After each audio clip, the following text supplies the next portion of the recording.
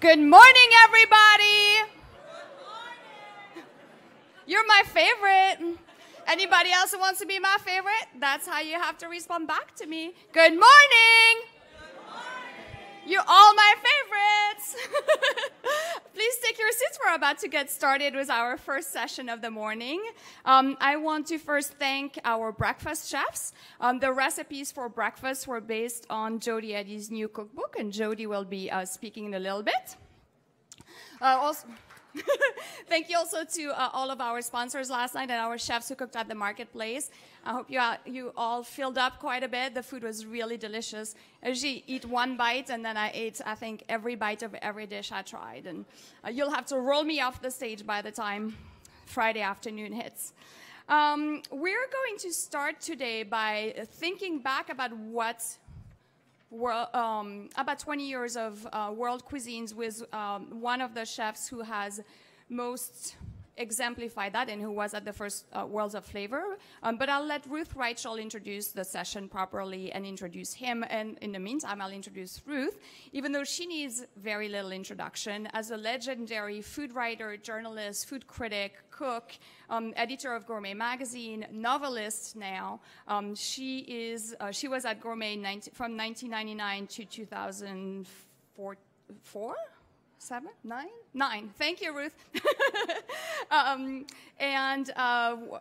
Started as a restaurant critic. One thing that always strikes me about Ruth is she was one of the first people to review I hate to use the word ethnic, but ethnic restaurants, basically, and restaurants of cuisines that were not French and not fine dining. And that really changed the landscape in a way that is very easy to take for granted now when the New York Times reviews restaurants in Queens and, you know, as part of its main reviews, and restaurants all over. And this is all really thanks to Ruth. So we're very grateful because she is a big part of what has made something like Worlds of Flavor possible.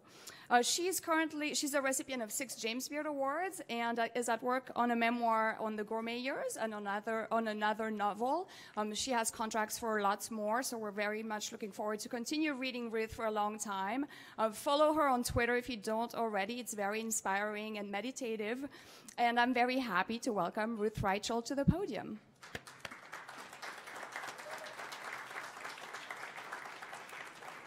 I'm sort of amazed that you all got up this morning. I was expecting an empty room.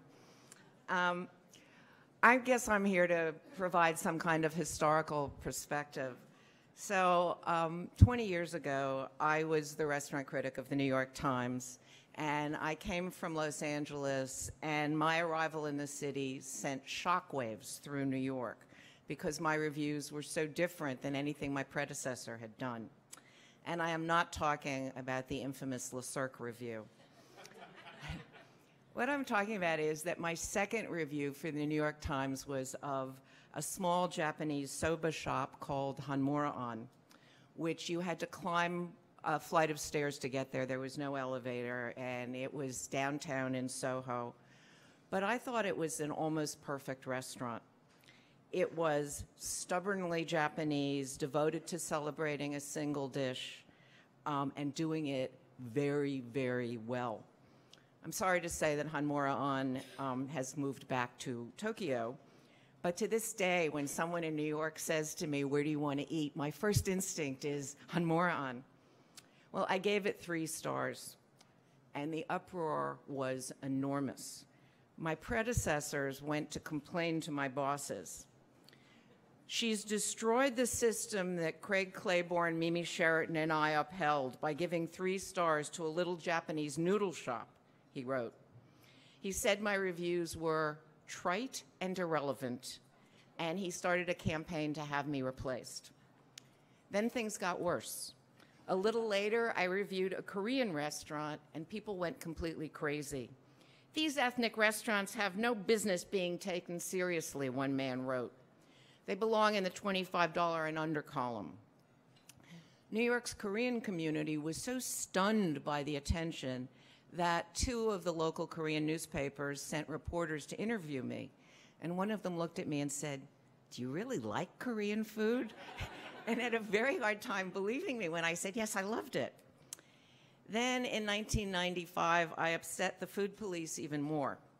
I reviewed food carts all over the city. This was way too much for the tuxedo set, who thought that no self-respecting food critic would actually go eat on the streets. Well, I had forgotten that I'd written that piece until Grub Street did something about it a little while ago. And I went to find the piece and see why I'd written it.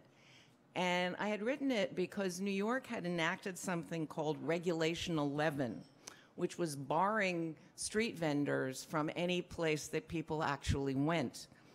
And Mayor Giuliani wanted to go even further, and he was trying to essentially get rid of all of the street carts. And as a veteran of street food, I was appalled by this. So I thought, I'm going to go seriously review the best carts in the city. And so what street carts did I find back then? Well, there were the first of the Trini Packy Boys carts, the halal curry chicken places. There were a few great omelet makers, a German Wurst cart, Sam's Falafel, and a bunch of really terrific carts in Chinatown where they were doing turnip cakes and sweet noodles and tofu, and my favorites were the tripe and curried squid. Jamaica on Wheels was serving goat stew, and there was a roti cart which had a huge line. But it's interesting that there was not a single taco cart. But more interesting was the outraged reaction. Once again, the readers were horrified. And by 1998, when the first of these conferences took place, very little had changed. And I went through my reviews recently to see what restaurants I reviewed that year. And it's pretty shocking. There was only one Mexican restaurant, one from the Philippines, a few Chinese restaurants, and some sushi, because Nobu had opened in New York and made New York finally safe for sushi. There were a couple of Indian restaurants, although I'm sad to say that Danny Meyer's Tabla, which was groundbreaking, didn't last. I think it was just too ahead of its time. The next year, I wrote a piece about the Asian influence in New York restaurants, which began like this. Can you name the restaurants that list these dishes on their menus? Raw shrimp on shiso with flying fish roe, sour spicy shimeji mushroom broth, steamed cod and sake with black bean sauce, unagi and potato terrine with wasabi and yuzu, lobster congee. If you guessed that they were taken from the menus of Asian restaurants, you're wrong. You will find them in order, Boulay, L'Espinasse, Gramercy Tavern, Monkey Bar, and March. Chefs all over New York are now looking to Asia for inspiration. But here's the thing.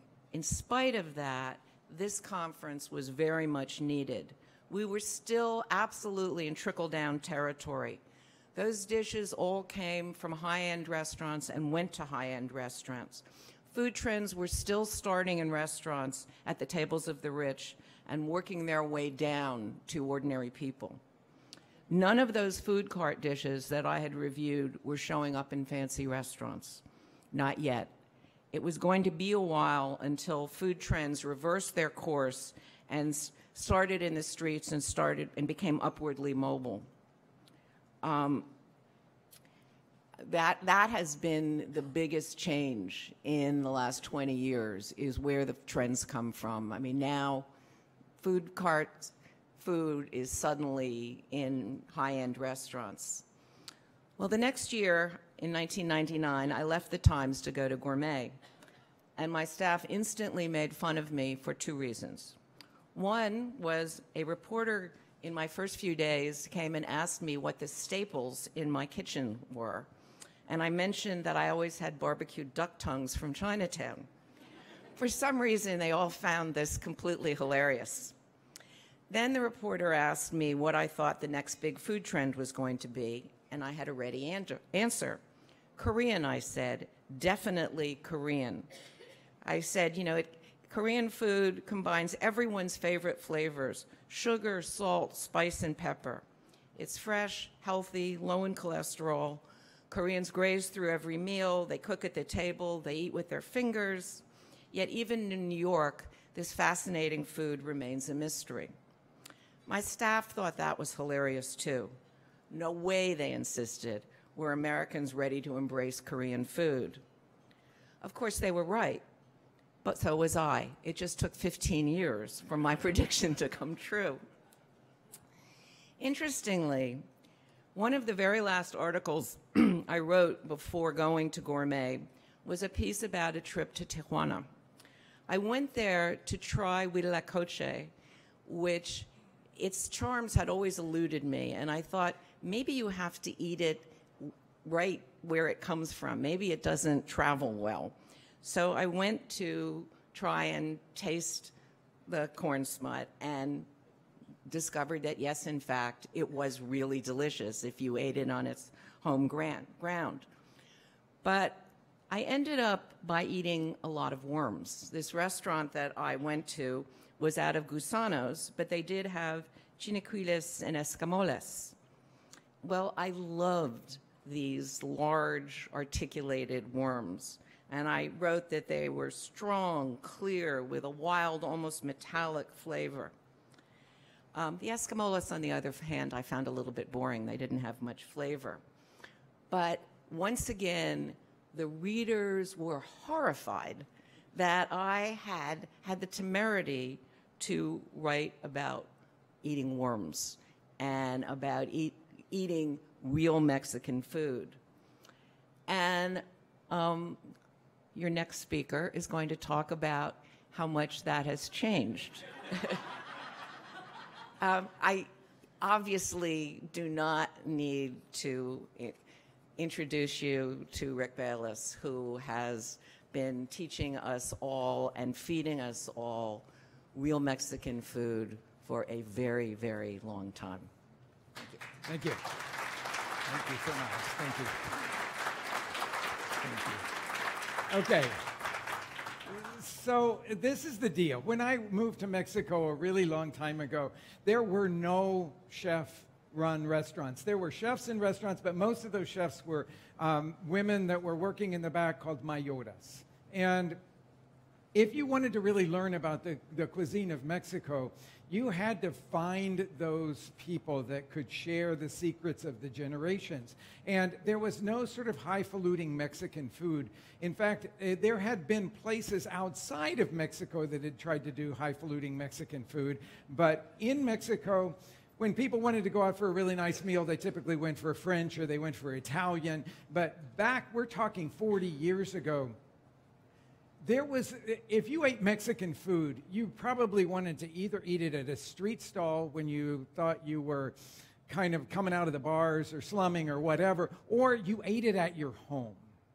Now, since that time, in these 40 years, things have changed really drastically in Mexico. For one thing, there are not a lot of cooks in the homes anymore. Maybe grandma's died and people have gotten tired of what they're making at home because it doesn't taste of tradition. And so up comes this whole new group of young chefs. And they are not only going back to rescue, as they would say, these dishes that were part of another tradition of generations before, but they are also looking at those recipes from a new point of view. And that new point of view oftentimes is one that has a broad expanse of knowledge, because many of these young chefs now have come up through the ranks. They've gone away from Mexico, learned to cook perhaps in Europe. Very few of them have come to the U.S. to study, but many of them have gone to Europe, and they've come back and they have a broad knowledge. And so they are capturing that broad knowledge together with their understanding of what grandma was making, or maybe what the family's cook was making for many generations in their family, and they've come out with this sort of new cuisine. So I am a person that is really, since I came up through the ranks of having to go to all of these street stalls, marketplace, fondas, small family-run restaurants to get my knowledge of Mexican food, I have always been completely enamored with the really sharp focus of flavor that you can find in those places that sometimes gets, I don't know, let's just say, dwindled away a little bit as it progresses into fancier and fancier places. So I have always taken my inspiration in the cuisine of Mexico from people that are doing it in the most forthright way. And that's what I'm going to talk about today. But I keep one foot in the professional cooking world and another foot in teaching home cooks how to prepare this. So what we are going to do to start with here, because this will show some of the progression in the last 20 years of coming to World of Flavors conference. I'm going to start by doing an adobo, red chili marinade, the way that I did it 20 years ago. And then I'm going to show you the way that I would do it today to give you a little bit of a contrast. Now, this is really focused toward home cooks because I always want to be encouraging people, number one, to cook at home, because I think that the act of cooking is a really important one for people to do. Keeps them in contact with the source of their nourishment. But also, I really want them to get the real flavors of Mexico into their homes so that they become comfortable with those things. Now, just as a little parenthesis before I start cooking, I think very strongly that cooking is always a dialogue. You know, there are chefs that will say, I just cook for myself. Well, that's like having a conversation with yourself, and we all know where that goes. It doesn't usually go in a particularly interesting direction. At least it doesn't go that in my head. So I think if you're thinking about who you're cooking for and who you're sharing food with, whether you're a professional chef, whether you're somebody that develops products for a line that's going to be sold in retail, or if perhaps you're just cooking for your family and friends, you're still thinking about those people, and you're going to give them something that's going to communicate directly with them. Bugs communicate odd things in the United States, as Ruth Reichel found out, even talking about eating bugs. So our restaurant just turned 31, our first one, Frontera Grill, and for 30 years, we never served a bug. Okay, because I couldn't figure out a way to communicate that with my guests in a way that I thought the communication would be clear and not a joke. Okay, now, after all of this time, to address that part of it, our guests have become more comfortable with a wider variety of things. And though bugs don't typically fall into that category, it is something that they're willing to play around with if I can communicate them in the right way. So we started, of course, with the famous grasshoppers from Oaxaca, and working them in as garnishes on things, asking people if they would like to try them instead of forcing them on them, has been a really great thing for us. And now we've got a whole group of people that come in to eat them, not as a joke, but because they're delicious. So we have come a long way in opening our palates in the United States, but I think we can never, ever look away from the fact that it's a communication between the cooks and those that are eating the food, and that we have to be very respectful of that communication. Okay, so let's get busy with the cooking part of it here, because when I'm in front of a group like you, I want to cook. I don't want to just plate dishes and show you fancy things that we do in our restaurant, but I really want to talk through this. So the first thing that we're going to do is this recipe that I would have done 20 years ago here at World of Flavors, and it starts with 2 different kinds of dried chilies. Well, right there, some people are out because they don't know where they're going to get the dried chilies and that sort of thing. But luckily, in many of the grocery stores these days, we have availability of a lot of dried chilies. So that's become easier for people to find. But the next few steps are not necessarily going to fall in line with what everybody wants to do in their home. So I've got 2 chilies here. One is the ancho chili, and the other is the guajillo chili, the guajillo being the smooth-skinned and lighter-colored one, and the wrinkle-skinned dark one is the ancho chili. I just tore the stems of them out and put them in and then opened them out flat. The next step is to toast these guys, and I'm pressing them down in a hot skillet. This is just about over medium heat. And when they release their beautiful aroma into the room, and you will notice a little bit of a change of color. They will lighten a little bit on the inside. You can see a little bit of the lightening going on in this one here. Let's see which way to tip this to that side. I figured it out now. Okay. So it's lightened a little bit on that side, and then you put them into a bowl with hot tap water and then let them soak for about 20 minutes or so. I'm going to put them into a blender jar here with a little bit of the soaking liquid. I think that'll probably do it.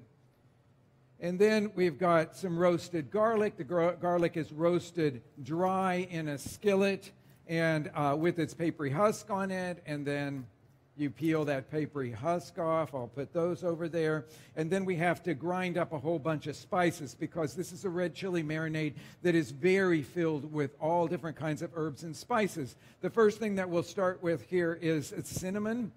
This is true cinnamon. It's not like the cassia bark that we typically get in the U.S. A lot flourier in its flavor and very flaky, easy to break apart like that. I'm going to put some of that into a spice grinder here. And then we've got black peppercorns, cloves, cumin, Mexican oregano, bay leaves, and a little bit of thyme, and a measured amount of garlic. All of that is going to go into this spice grinder here. And we'll pulverize that. So you're seeing that with this, we are... I didn't know it was going to be that loud. Wow. Sounds like we're starting a generator here or something like that. Okay, so now I've got to pulverize. Well, we're going to pretend. I've already got it made, so we're going to just pretend that they're pulverized completely so we don't have to listen to that anymore. And then that goes in, and then we're going to blend all of this together until we get a smooth puree out of it. And you let that go for a while, and then when you've got that finished, it looks like this mixture here. And, oh, I missed the one thing to go in that. I need the vinegar for that one, right? Yeah, but there's vinegar in this one too, right? Oh, okay. So then we've got this red chili marinade here that's salty, spicy, beautiful. Let's see if we can get that into move it there. A beautiful color, and it can be a marinade on just practically anything. We're going to move into that in just a minute here. So that shows you, I've set this strainer out here to say that after we have finished this blending, then we would put it through a medium mesh strainer to get out any little bits of unblended chili skin or perhaps some of the spices that were not fully ground, to make this absolutely smooth mixture. Then you can keep that in your refrigerator. We always have buckets of it in our walk-ins, in our restaurants, because it is the classic marinade in the Mexican kitchen. But you see what I had to do was to clean the chilies, toast the chilies, soak the chilies, roast the garlic, combine all of that, blend all of the herbs and spices together, then strain everything out. So it's a long-term process. And yes, there's a lot of people, and we still do it that way in our restaurants, but there's a lot of people for whom that would be too much to ask. So what I began to do as I was working on a book that was on sort of quick cooking was to play around with a whole lot of other versions of this same kind of idea and to see if I could get a flavor that was very reminiscent of all the hard work that I went through to get that beautiful red chili adobo there.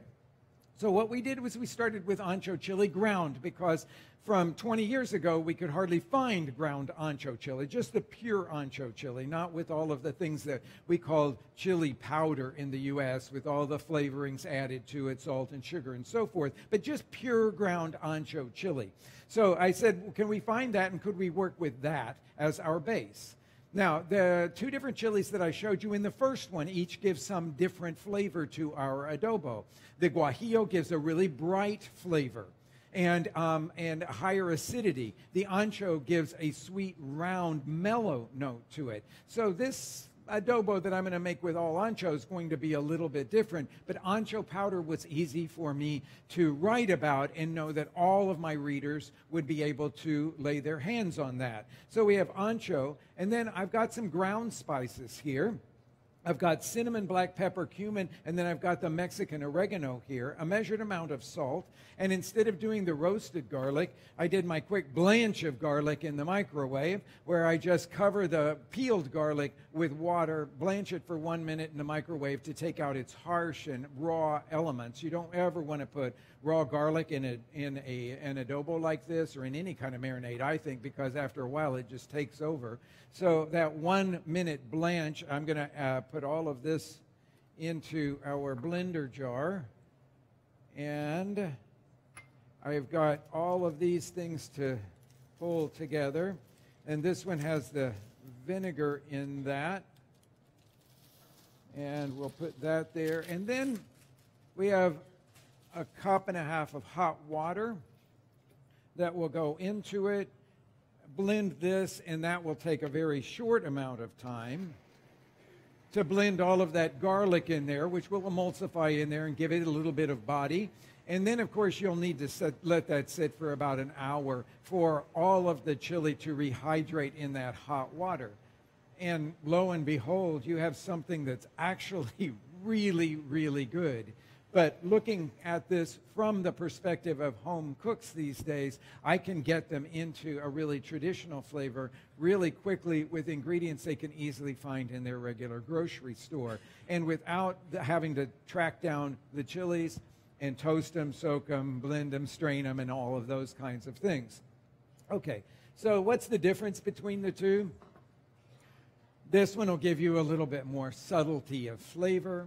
It will give you a little bit rounder flavor. So for those that want to go that direction, or those that work in a professional kitchen situation, this would probably be a really great thing for you to tackle. For those that are cooking quickly at home but want to capture traditional full flavor, this would be a great option for you. Okay, so I've given you two different things. Shows you I would have only taught this 20 years ago, and now I feel very comfortable getting in front of you and saying, but you know what? On Wednesday night, that's what I'd make at home, okay? Because like everybody else in this room, I have a full life, and sometimes I don't have hours and hours to spend making dinner, okay? So let's talk about what you would use these things for. So I told you that my inspiration always in the Mexican kitchen has been street vendors, small restaurants, small family-owned restaurants, and then the little places in the markets that they call fondas, where families are cooking very traditional food. And because there were, when I was doing all of my original research in Mexico, there were no high-end Mexican restaurants, I had to envision for myself the way I was going to take my inspiration, these really rustic things, and translate that into dishes that my guests in my restaurant could both enjoy. I mean, obviously that's the number one, but also comprehend, because I first have to sell it to them on the menu. So I have to describe it in a way that they're going to get it and think, wow, this sounds delicious.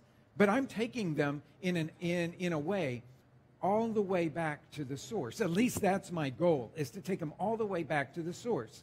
So if you go to Puerto Escondido and you go to the Playa Principal, where all the fishermen come in, there are these women. First of all, they have all of these tables set up for all the catch that comes in. And literally, they just drag it from the boats, and they have it right there, and people go down there and buy their fish straight off the boats. Then there are these women who have set up these very rustic little shacks behind, and they cook over a wood fire. And they butterfly the fish, and they put it in these hinged baskets, and they put a red chili adobo, just like this one, on that, and they grill it over the wood fire. And when I first had that dish called pescado a la talla, I thought it was probably the most transcendent thing I had ever eaten. And I'm not saying that just because it was a beach on the Pacific coast of Mexico, because that in and of itself is pretty idyllic. And when life seems to be crashing down, the only place I want to go is Playa Principal, okay? But the flavor of the dish itself was so amazing. So I wanted to capture that. So we actually built a whole restaurant around that dish. So we, a few years ago, opened a place called Leña Brava, and it's an all wood-fired kitchen. So I'm going to introduce Andres Padilla, who is our culinary director for all of our restaurants, and Andres is going to, I'm going to narrate so he can really show you quickly how to get through doing this fish, butterflying this fish. He says that he can do it in 4 minutes, and so we'll see if he can do it in 4 minutes because we only have 2 left to show you this whole thing. So we'll see how quickly we can get through this part of it. But the first thing that he's doing is to just cut off all of the exterior fins because those would cause major damage in both the preparation and the attempt to eat this fish.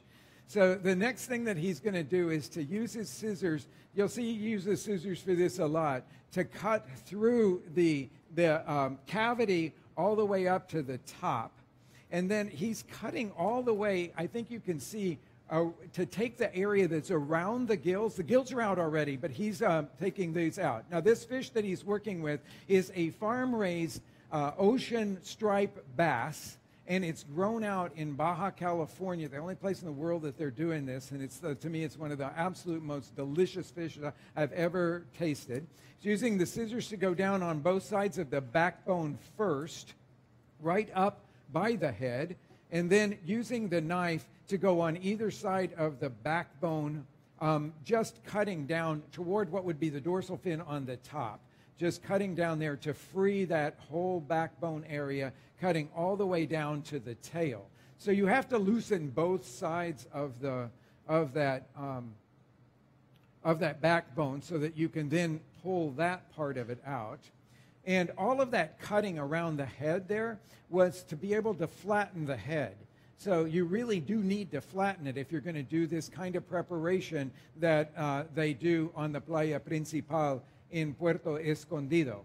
So once you get down to the tail area, you can use your scissors again to go in and cut out that backbone.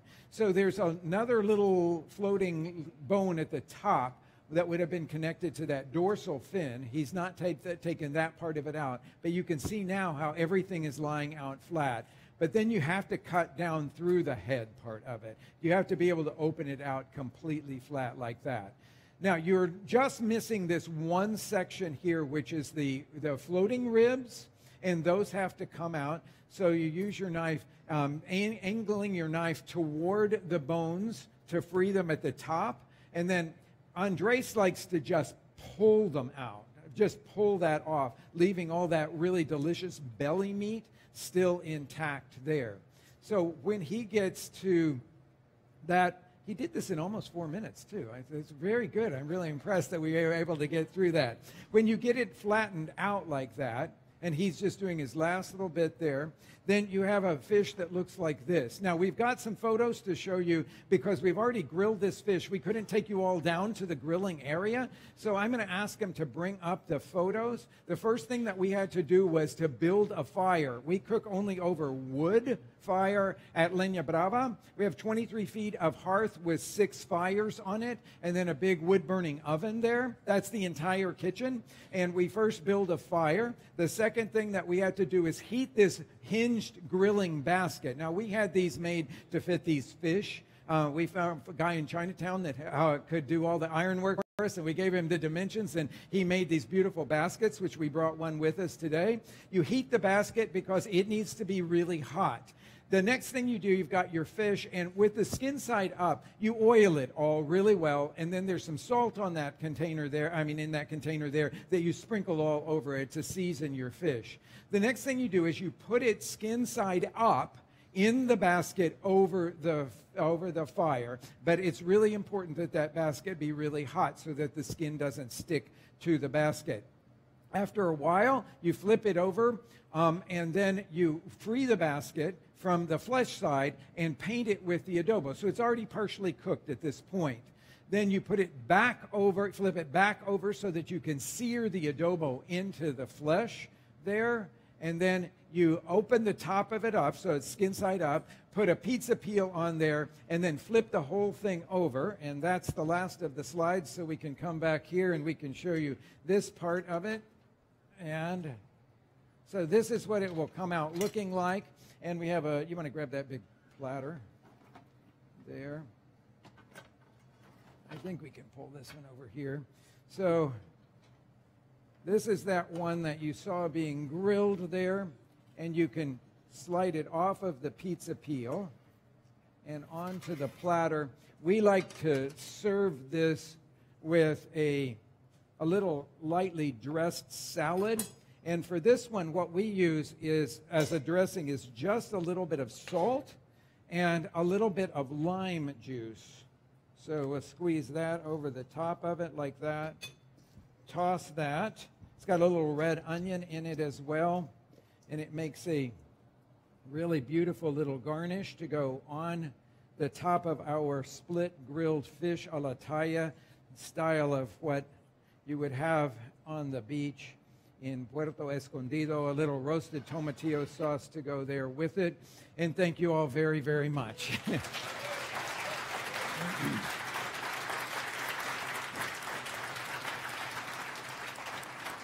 Thank you, Rick. Thank you, Andres. And thank you, Lisa, for being here and helping.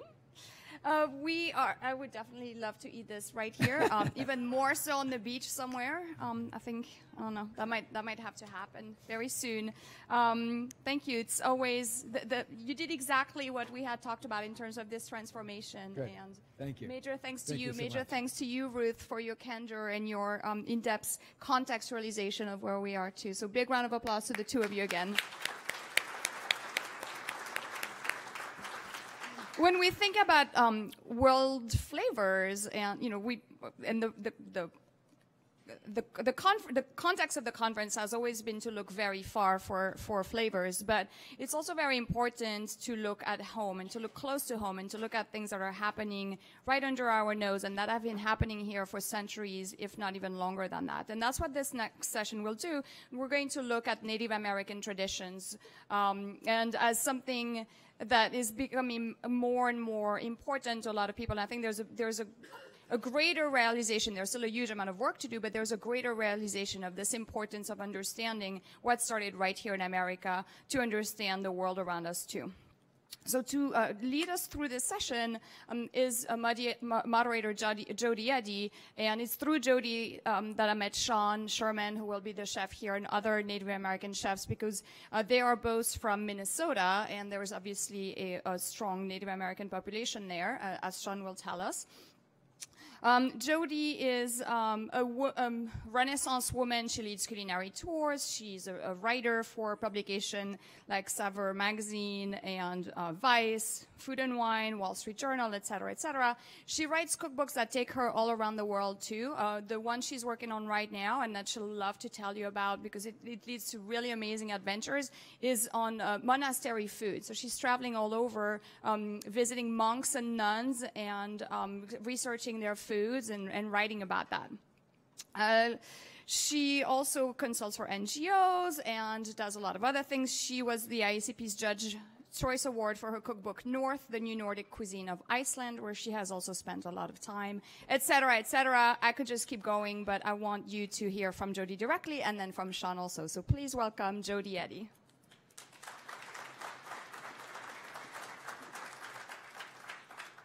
Hi, everyone. Thank you so much. I, as well as Ruth, am very surprised at the turnout in this early hour of the morning.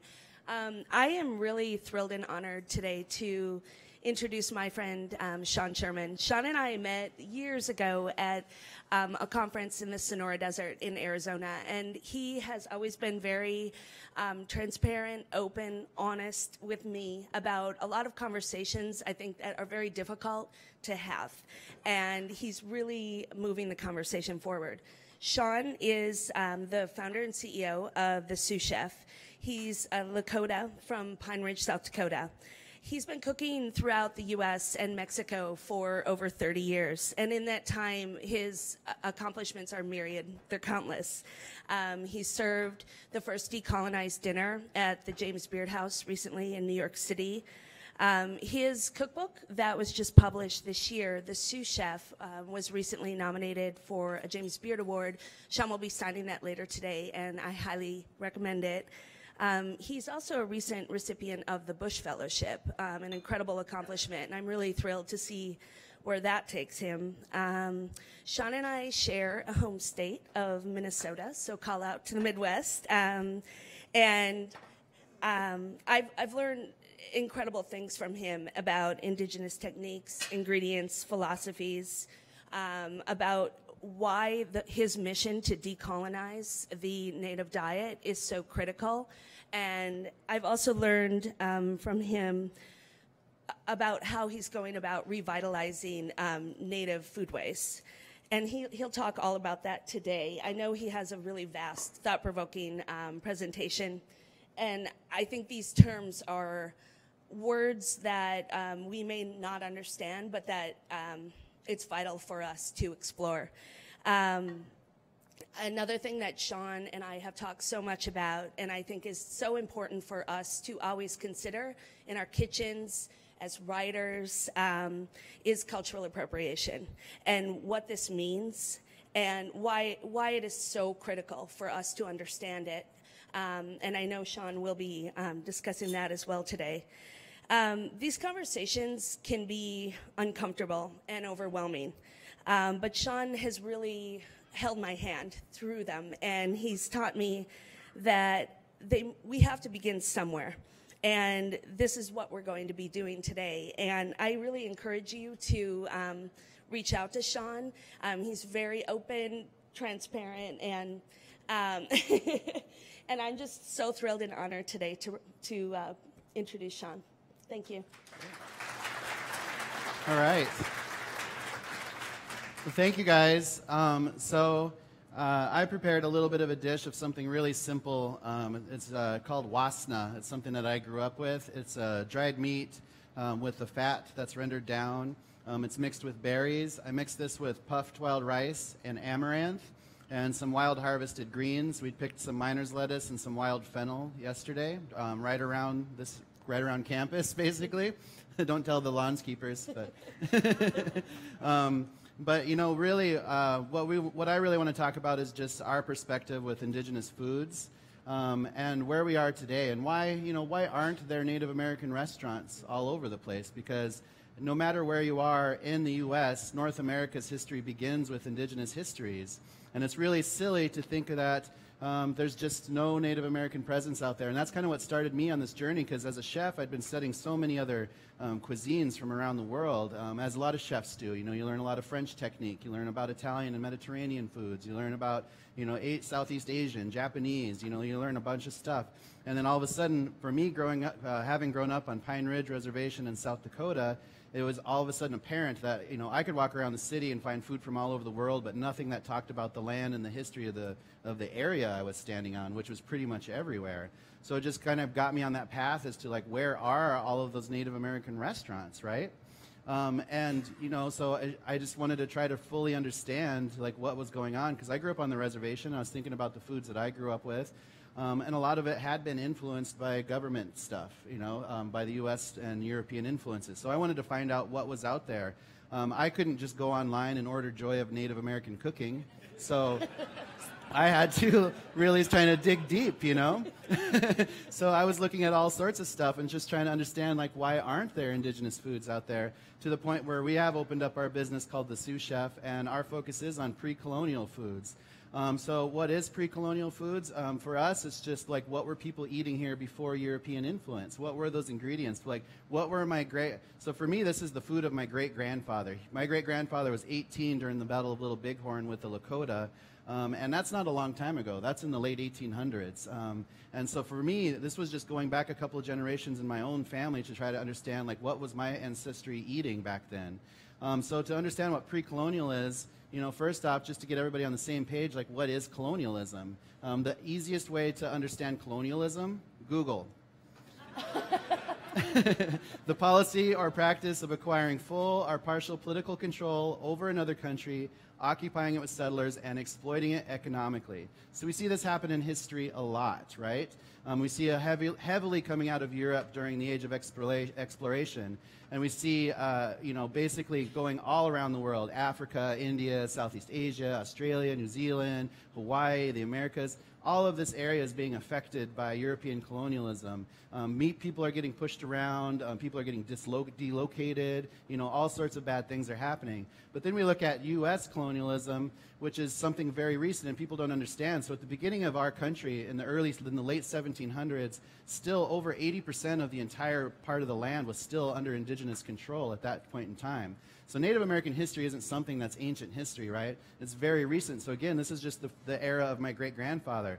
So you'll see how fast that the U.S. government starts to push to take over indigenous people's lands. And it happens really fast, and especially after Civil War. So basically between the years of 1840 and 1870, almost all of the land is taken over, and during that time the same thing is happening. People are being dislocated, they're getting pushed around, people are getting pushed into Oklahoma, entire families are getting wiped out. All of these farming communities, seeds are disappearing from these, all this farming that's happening on the eastern side of the United States, and it happens really, really fast. So for me, it was just kind of an eye-opener to think about like how recent this is and how little people don't understand our own histories, right? Because, I mean, if all you read about in history is from your high school textbooks, you're going to have a very skewed sense of American history since, it was written by the U.S. government. So at the end of the 1800s, we have very little of any control of our lands left. So we lost a lot of things during that time period.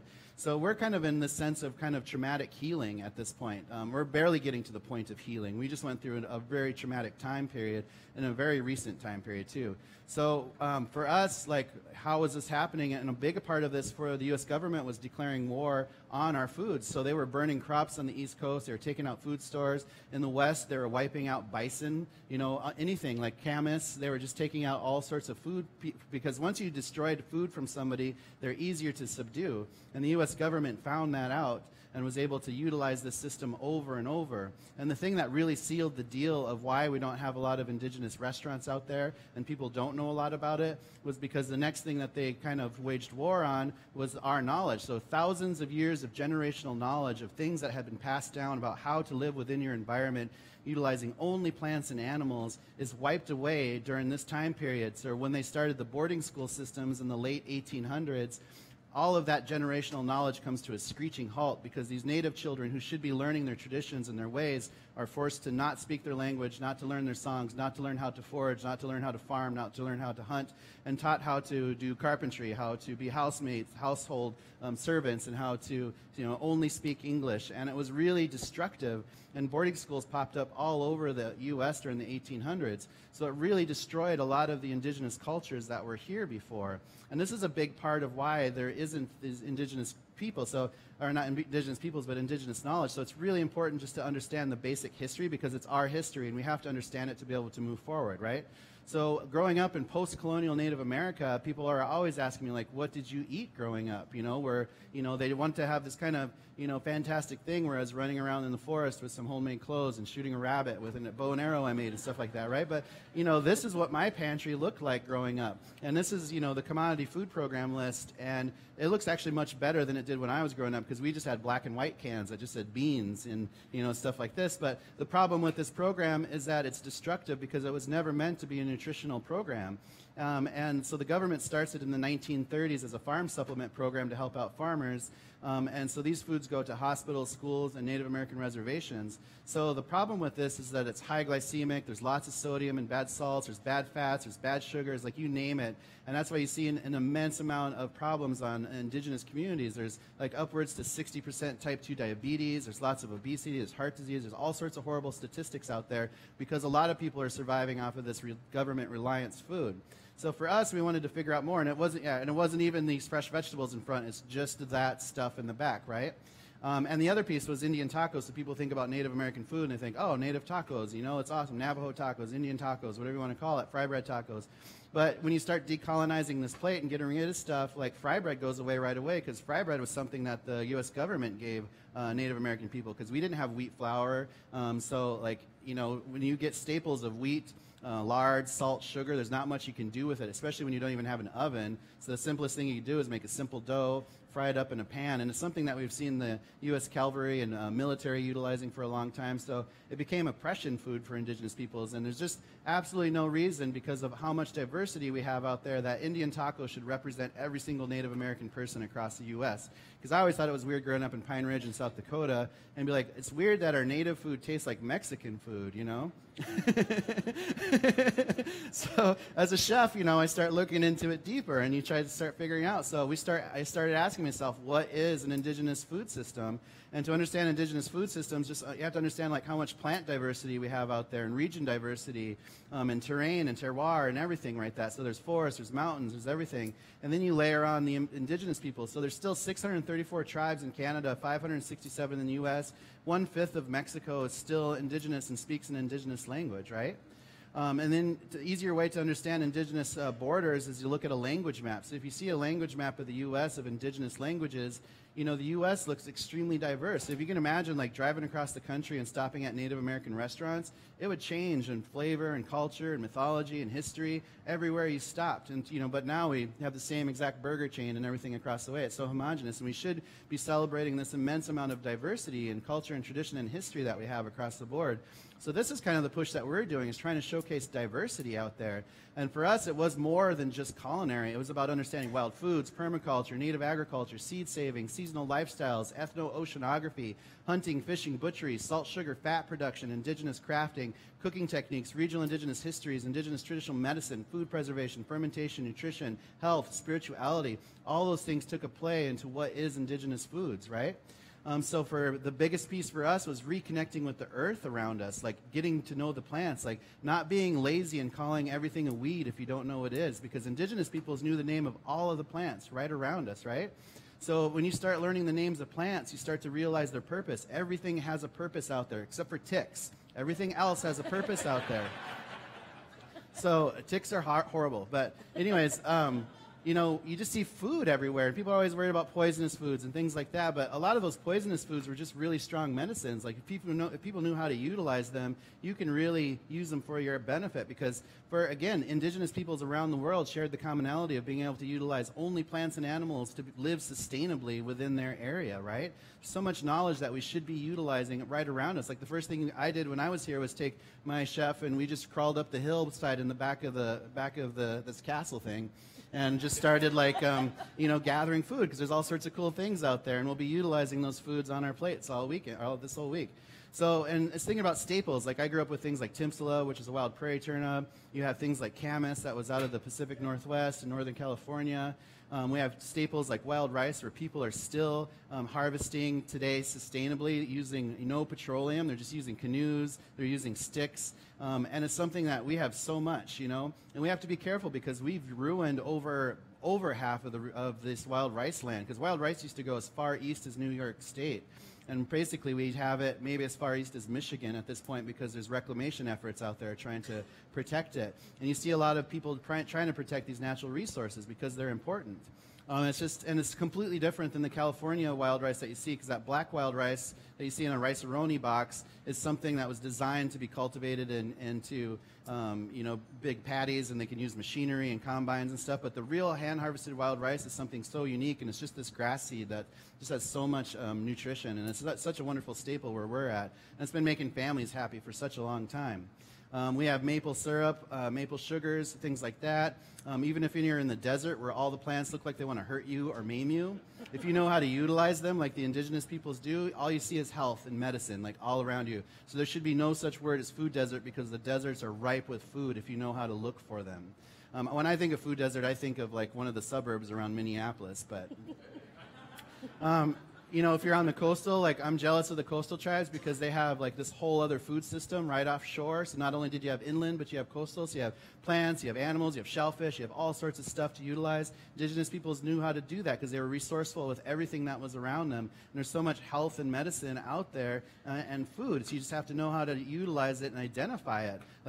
We're so lazy as Americans, because we call everything weeds, right? And it's unfortunate that our kids know the names of more Kardashians than they do trees. cheese, right? That's our fault. We should be teaching them what's important, you know?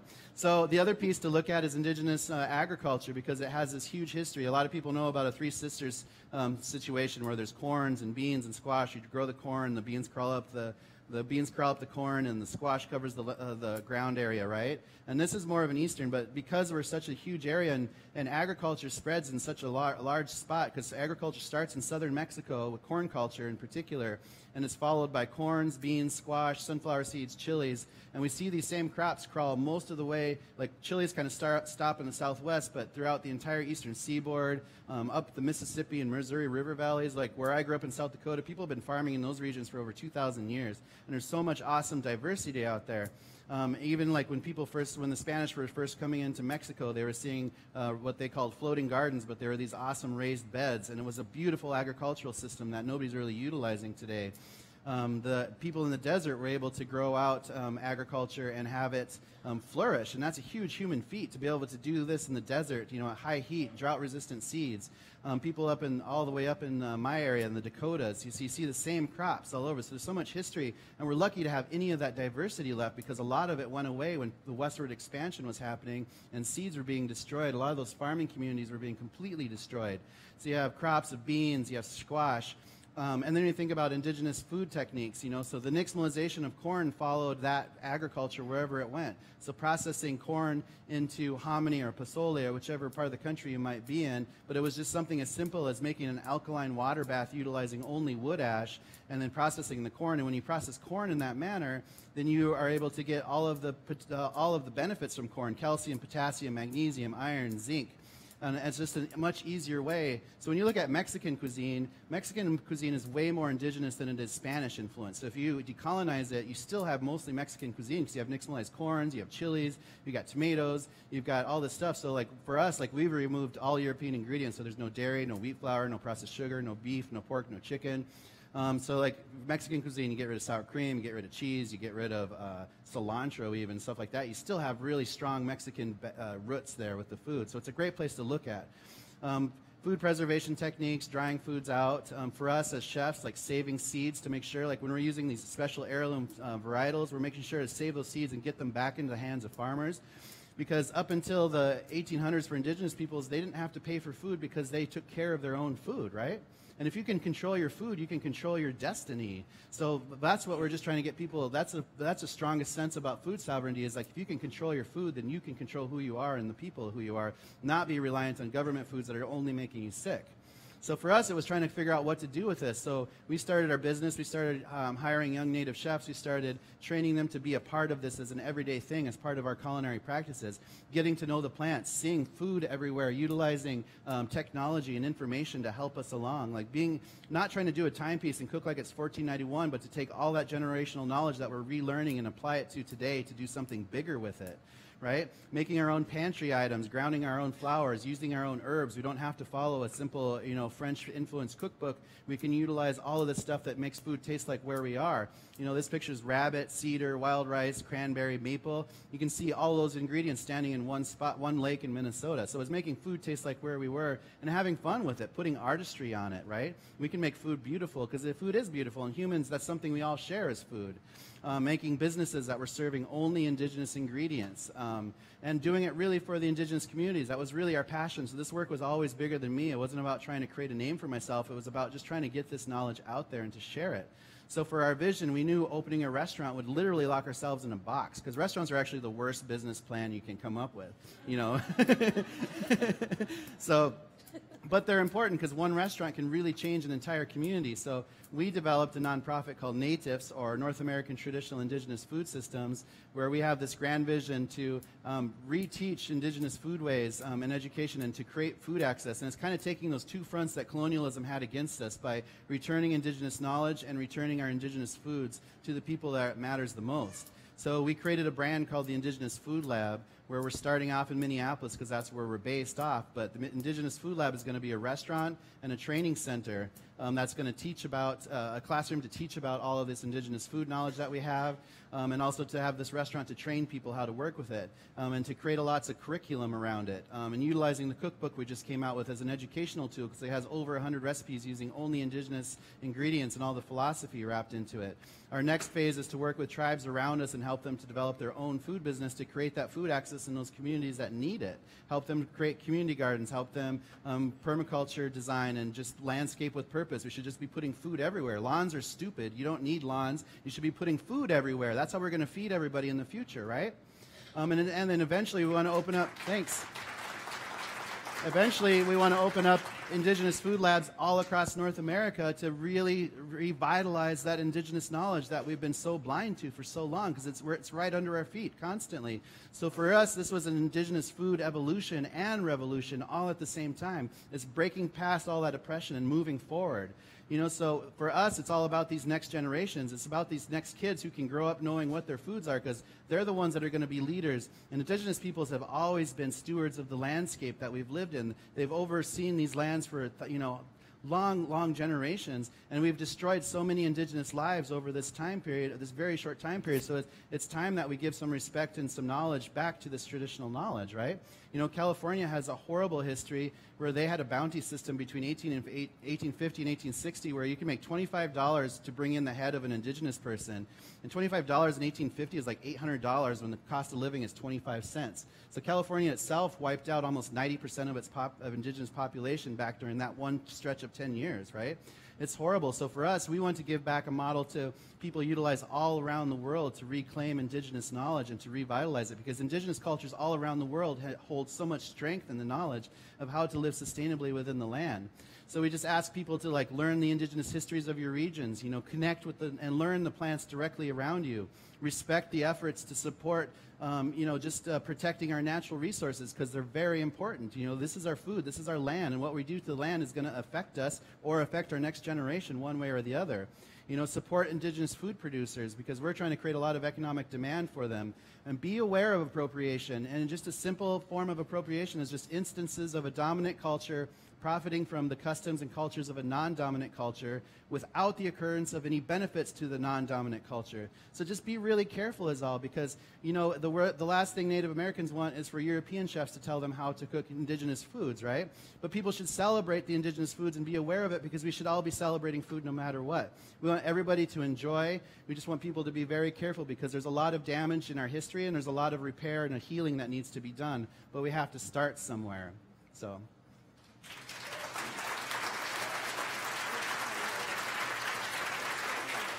What's that? What? Explain your dish. Oh, I did in the beginning. Yeah. Well, thank you guys. Appreciate it. So we'll have more foods out. We did this dish, but unfortunately nobody gets to try it. But we'll be out for lunch, and we have some foods tomorrow, and we'll do a book signing tomorrow too. So please come see us. Thank you very much.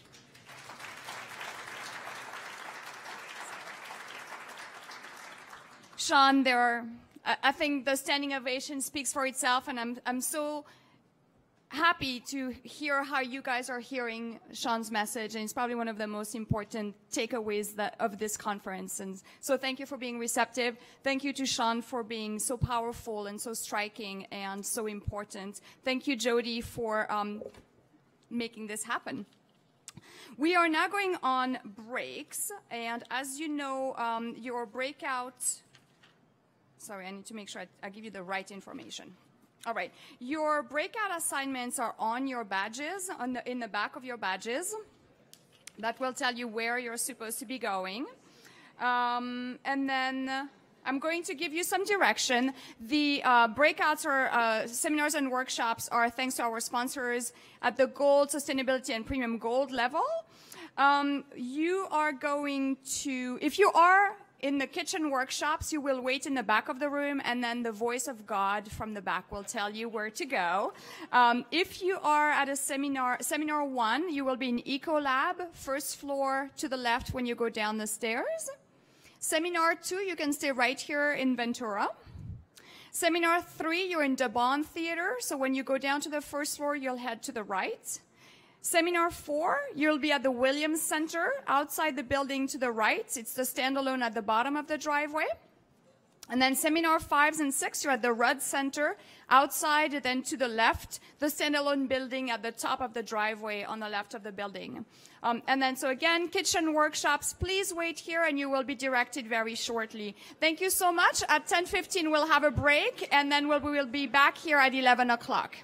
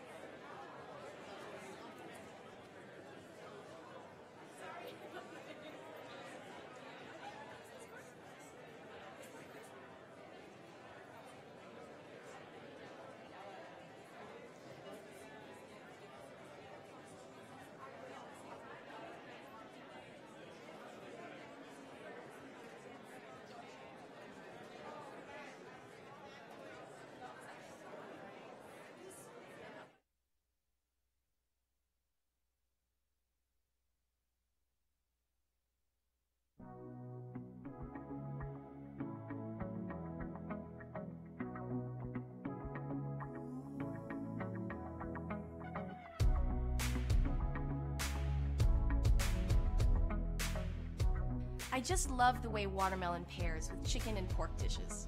Here, I've grilled watermelon and combined it with these Moroccan spiced chicken kebabs.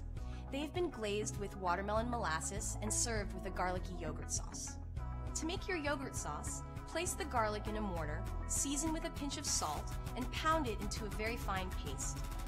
Transfer this to a small bowl, and then whisk in your yogurt, your watermelon molasses, and your olive oil in a fine stream until completely emulsified. Be careful not to add the olive oil too quickly, or else the sauce may break. If it does, you can slowly whisk in a teaspoon or so of warm water. Next, to marinate the chicken, toss the chicken with the watermelon molasses, garlic, parsley, paprika, cumin, red pepper flakes, and salt. Cover this and chill for at least 2 hours. Prepare your grill by heating it and brushing it with oil. Next, you want to thread the chicken onto skewers that have been soaked in warm water. Toss the watermelon with some olive oil, Aleppo chili flake, and a pinch of salt.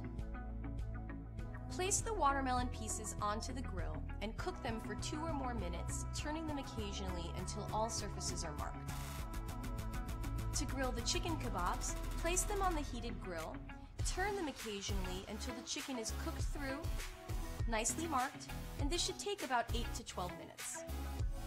Serve your chicken kebabs with warmed pita, the yogurt sauce, watermelon molasses, grilled watermelon pieces, tomatoes, and mint. I hope you enjoy these Moroccan spiced chicken kebabs, glazed with watermelon molasses and served with grilled watermelon.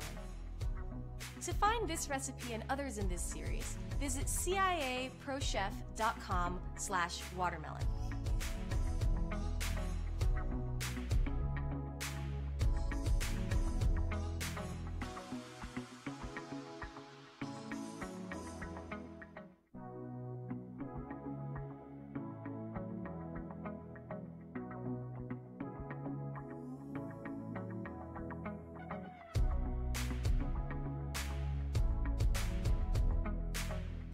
True to its name, watermelons are mostly made of water, and for that reason, they're wonderful for beverages and for hydration. This watermelon agua fresca is great on its own, or terrific used to make the cocktail of your choice. To make your agua fresca, place the watermelon, water, and sugar into a blender and puree until smooth. Pour this through a coarse strainer, stir in your lime juice, and refrigerate this until well chilled for at least 4 hours. To serve, stir in soda or seltzer water, your watermelon cubes, and garnish with lime and watermelon wedges. I think you'll agree that this watermelon agua fresca will refresh you on even the hottest of summer days. To find this recipe and others in this series, visit ciaprochef.com/watermelon.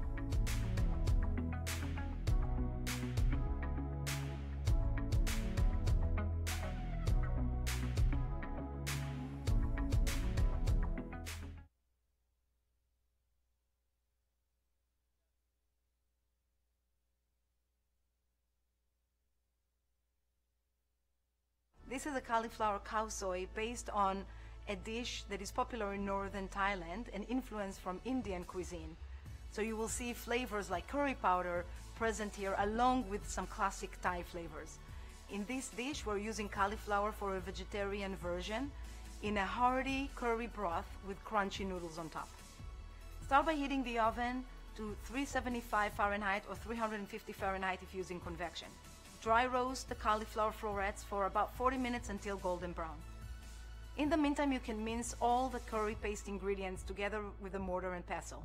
Your shallots, your garlic, lime zest, ginger, Thai chili, lemongrass, kaffir lime leaves, and coriander seeds. Heat coconut cream in a wok or a wide saute pan until the fat starts to separate. This is your cue to add in the curry paste. Add it in and saute for about 1 minute until fragrant. Then add the remaining coconut milk, the cauliflower florets, the stock, the curry powder, and cook for a few minutes until sauce starts to thicken. Add the palm sugar, the soybean paste, cook for additional 1 more minute, and now you're ready to serve. Ladle into a bowl and top with a crispy noodle. Here is the cauliflower khao soi with the Knorr liquid concentrated vegetable broth.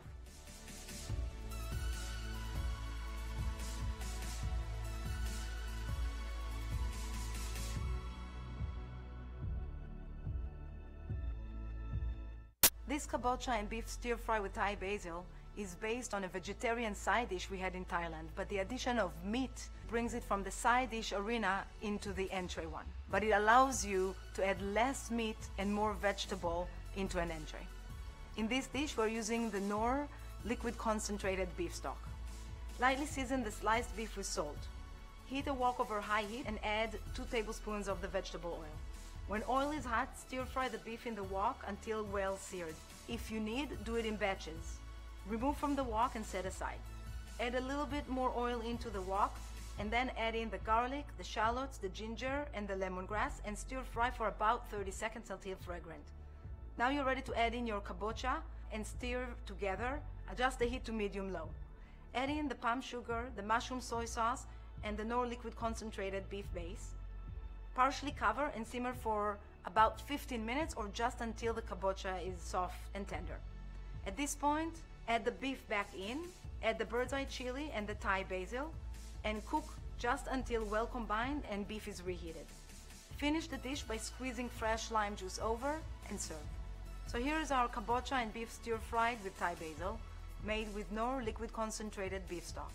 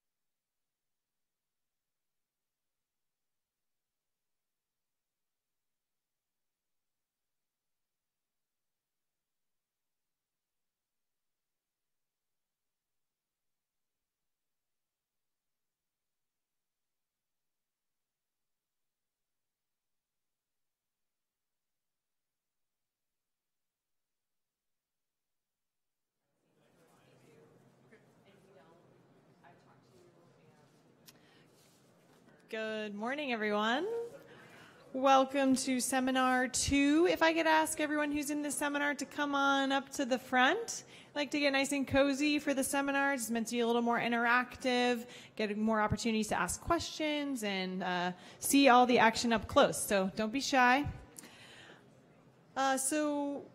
Welcome to the session that is focused on reinventing the neighborhood restaurant as a place with national appeal. You're in very good hands this morning with our moderator, whom I'm honored to introduce, and that is Chandra Ram, who is editor of Plate Magazine, which I'm sure many of you keep tucked under your pillow. So Chandra spent more than 15 years in the restaurant industry as a cook and consulting chef before turning to food writing and editing. A proud CIA grad, she also holds a bachelor's degree in journalism from Loyola University, Chicago, and she's passed the certificate level of the Court of Master Sommeliers exam as well. No small feat. Having won multiple awards for her writing and editing, Chandra is the co-author of the Eiffel Tower Restaurant Cookbook, as well as Korean Barbecue, Master Your Grill in 7 Sauces. A versatile lady, no doubt. So please give a warm welcome for Chandra Ram.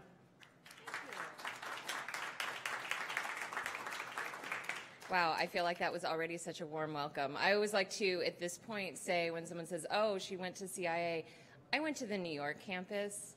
I didn't get to go, yes, thank you. Hyde Park, represent. Poughkeepsie, thank you, thank you. It was not studying amongst the vineyards as these spoiled young children are today. But one of the very coolest things I get to do at Plate Magazine, which yes, I do hope you all have under your pillows, is that I get to travel around the country and I get to talk to chefs and find out who they're interested in and who they're excited about and what restaurants they're going to on their days off. And then I get to, I don't know, finagle my expense report so that I can go there and check it out myself. And we do this every year just to work on the magazine in general, but then in particular for the issue that comes out every October, our Chefs to Watch issue, in which we just kind of identify the chefs who have created really big names for themselves in their own cities and are getting national attention. And I'm thrilled to have 2 of the chefs we've featured in the past as Chefs to Watch. I think officially you guys are no longer to watch. People have been watching you for a few years now. I hope that doesn't sound super creepy. But one of the things that's very cool about this session, and it's actually something that we've been investigating and talking about for the magazine and looking to focus it more, is the fact that these guys aren't in New York, Chicago, San Francisco, LA.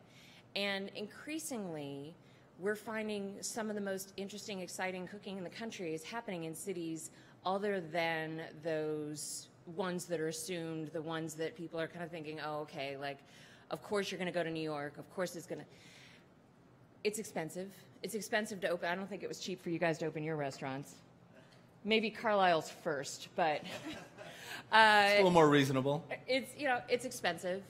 The real estate regulations, the health code regulations, the staffing issues, all of that comes together and makes it incredibly difficult to be a chef restaurateur. So I love the fact that these guys are operating in other cities. Kevin Fink is here from Emmer and Rye in Austin, Texas.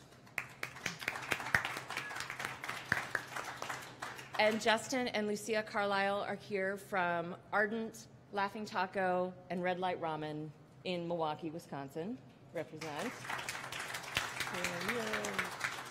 So we're going to talk a bit about their restaurants, what they're doing in their towns.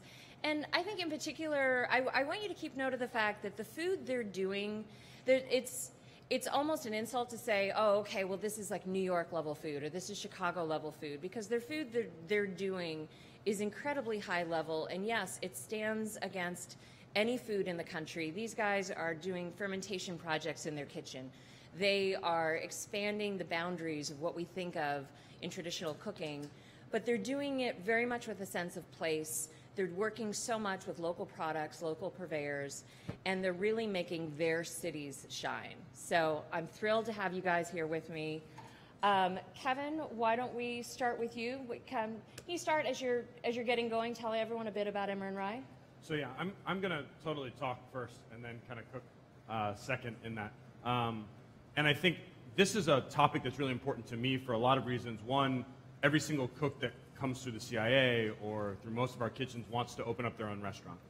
Very rarely are those cooks able to connect to funds that allow them to open something that is not dependent upon being profitable 6 months in, or at least being able to start to pay off loans. And I think why there's such a high fail rate in what we do, it's not because these cooks aren't talented at what they're doing, it's because they haven't typically been trained to run the finances of a restaurant, the creative of a restaurant, the front of house of a restaurant, the fact that they have to deal with electrical hookups and what plumbing means, what a PR firm should actually charge, if that's necessary for them. And a lot of these questions are things that you aren't trained of as a sous chef. You're for sure not trained as a chef de cuisine. And maybe you have an owner that shares that with you when you're really in charge of all those sort of things.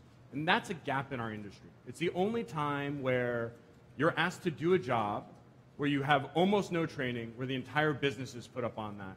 And everybody is really retrained in that, unless you have a mentor who's kind of showing you those things. And I was lucky enough to have my father, who brought me into this industry when I was positive I was going to be a defense litigator at the age of like 15. Is I was that opening the first dishwasher. known instance of a father talking his kid out of being a lawyer? Oh, he totally did not ever talk me out of it. All the way up into me going to school, he was like, "I think you should be a lawyer," and I just loved it, and I fell in love with it, and because of that, I was our opening dishwasher. I connected us to like city sewer. I went through a lot of those growing pains as a kid, and it cemented in my head a lot of the problems that are in our industry in a sub-market. I mean, I'm in Austin, which I love. It's an amazing market. I grew up in Tucson, Arizona. You want to talk about working hard for it. There's amazing chefs in Tucson.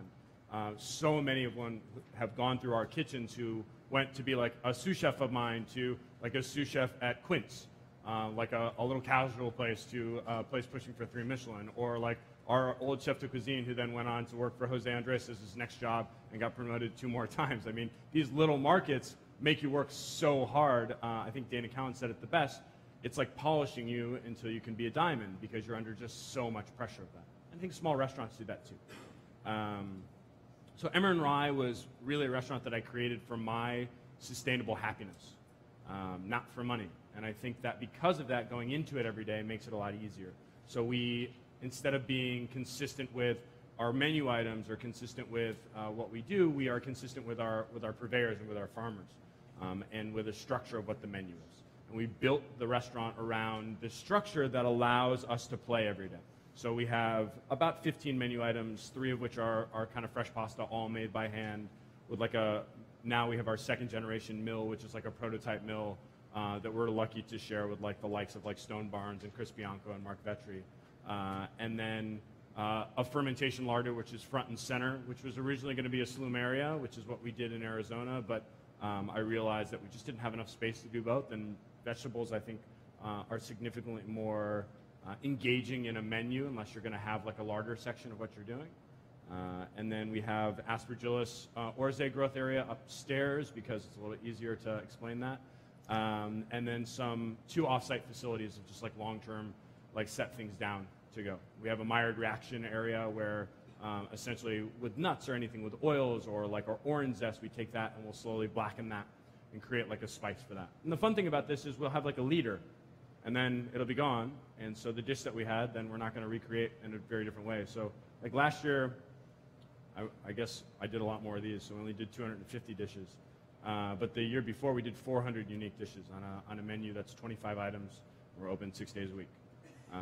So it just shows you like how often we're kind of forced to change and engage in the seasons. And because of that, we've captured, I think, the allure of our city and of a lot of travelers from New York who come down and say, this would be my favorite restaurant in New York if it was in New York, but it is in Austin, which is always the most backhanded compliment. But yeah, it's been incredibly fun to do. And I think that what was the most important aspect, and I tell every one of my cooks, is to be creative. You cannot be concerned about like your structure. So we have to run a good prime cost, and we just live in that world, and our labor has to be what it is. And as long as we're within that framework, then the rest of it is just totally up to us. And we definitely go on things where we spend way too much money on things that will never give us, like we have a forager on staff that I know I lose a ton of money on all the time, just because I want him to find new product in Texas for us to understand that and create a market and deliver something to that region that has value beyond what we offer as a restaurant. And we're lucky that we're in a financial situation that we can put that on. I can remember when we weren't, but I'm investing in the long-term health and stability of my cooks and myself more than like the daily numbers or the weekly numbers or even the monthly numbers. I would add that you have some of the most phenomenally well-trained service staff, and I think that goes so far in explaining that, hey, this isn't just a bowl of pasta. This is the wheat that was used. This is the process, and not in that way of like, oh, hey, you little people at the table, stop your conversation. This is about us and not about you. This is, hey, we're so freaking excited about this that we want to share this with you, and you're here, so you seem to be buying into it, so let's have a really cool conversation. Yeah, I always say you lose when you educate. Like if you inform, you do really right. But if somebody like comes to the table, and you're right, we win the battle by them being there already. But if you come to the table and you have to like educate somebody on like why they're going to love it, they're going to be like, okay, this is very pretentious. But if you have a conversation, just a dialogue and an excitement about it, then it ends up being this really genuine experience. And what we did is we shifted the service model, and what that did is it kind of made our servers much more important in, I think, everyone's mind. And the reason for that is because if you go to the restaurant, we have a lot of things on our menu that don't make any sense or not layman's terms, and we kind of got there through a lot of different reasons. But it means that the server's like really necessary to have a very thought out experience there. And most people come and they sit and they just go, I don't know, what should I do?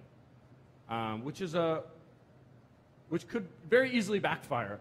But having really great servers, they talk people down into ordering only like 2 to 3 items per person because it's a shared small plate restaurant. And then we have a dim sum cart that goes around that keeps you constantly engaged throughout everything. Yeah, go ahead. So I'm always trying to look at it from a why perspective, right? So why do you, when you sit in a restaurant, you look down and everybody kind of like degrades what a server brings to it? Because they have this expectation that they know what's going on. We all eat every day, right? We're all professional eaters. Every single day of our lives, we eat 3 times a day, sometimes more. So we know what we're doing. I've done this. No matter if I'm in the food industry or not, I know what I like. I know what I don't like. Don't tell me this. I know what you're here to do. And the second that you're able to shift that a little bit, that you're able to have them walk in and sit down and go, oh, maybe I don't know what I'm supposed to do here. The power changes and the relationship changes. And so many people now are friends with our servers because what happens is they sit down and they instantly realize that the power dynamic is shifting. And it's not that it means that the power is in the server's perspective and they're going to hold it over. Quite the opposite. What it means is now we're equal. And I'm not a server to you as a servant. Now I am here to make sure that we're facilitating, we're having this experience together. I'm a guide. And they bring people through that, and they dialogue with them. And 70% of the menus that we build in an a la carte restaurant, the table just goes, pick. You guys pick. Which is an amazing thing to have naturally happen. I mean, I really try to get away from a tasting restaurant model because I've done it for a really long time, and I think we all like choices. We all like being able to make choices. You chose to be here versus to go to another talk versus to spend your time at home or off or any of those sort of things. That was a choice. And in making that choice, you kind of buy into it a little bit more. And so you're constantly trying to like make a partnership more in what we do. And it's worked really, really well. So how do you create that partnership with the servers and educate them so that they can walk out and talk about what I'm going to say something that really sounds a lot easier than it is to do, but you hire people based on ethos. And for us, what we're trying to do is a far leap from what most restaurants do. We don't operate in a normal model. So when we hire somebody who cares about having significantly more meaning to what they're doing, it's easier. They go home, they study. I have 11 people going through the SOM Level 1 exam because they show up early all the time and they just want to go through that exam. As another good example of that, I have servers all the time that are asking like, hey, I think our training could be a little bit better. Can I go home and rewrite our training manual and propose it to you? And we have people that do that. And we've looked into a lot of that, and we treat them like family, and we want to make sure that they're always in the loop. We're totally a financially open restaurant. If you are a host, you are a cook, you are a dishwasher, you can see what our profit and loss statement is. Because I think that's something that's really important for us to show everybody all these things. But yeah, we kind of lucked out in some of those things.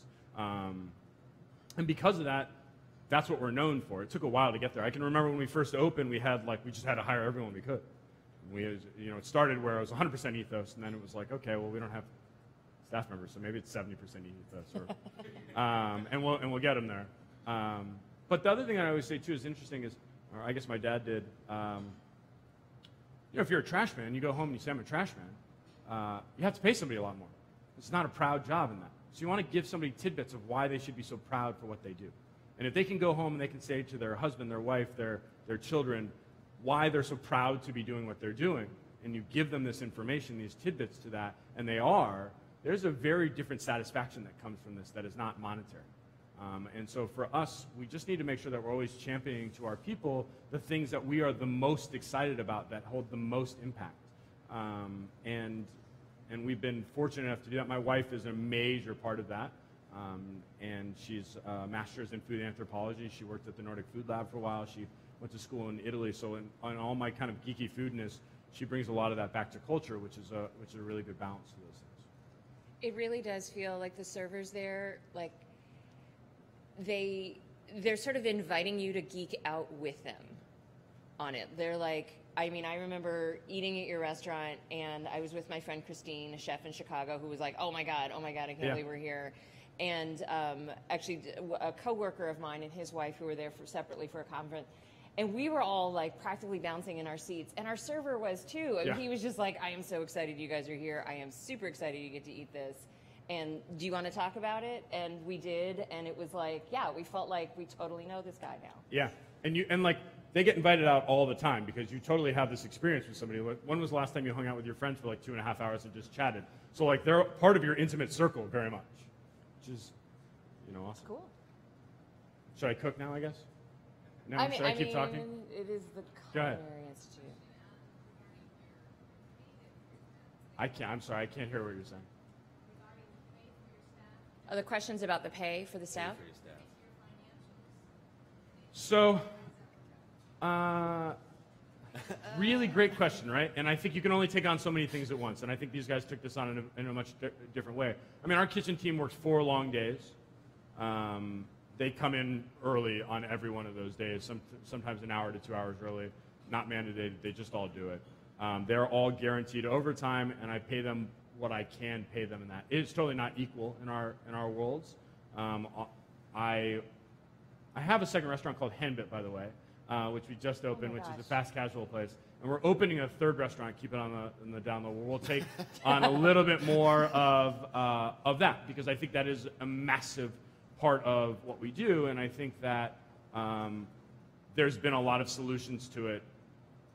Very few of them have stuck, and I think that it is definitely something that will continually to make it harder for us. Luckily for us, our pay for our kitchen team members is, I guarantee to them, their evolution of learning in our restaurant is so much more vast to when they get at a comparable job, that we'll have people that will leave, like all of our cooks get poached to be chef de cuisines or sous chefs at other restaurants in town, which is awesome, and part of why they should work with us.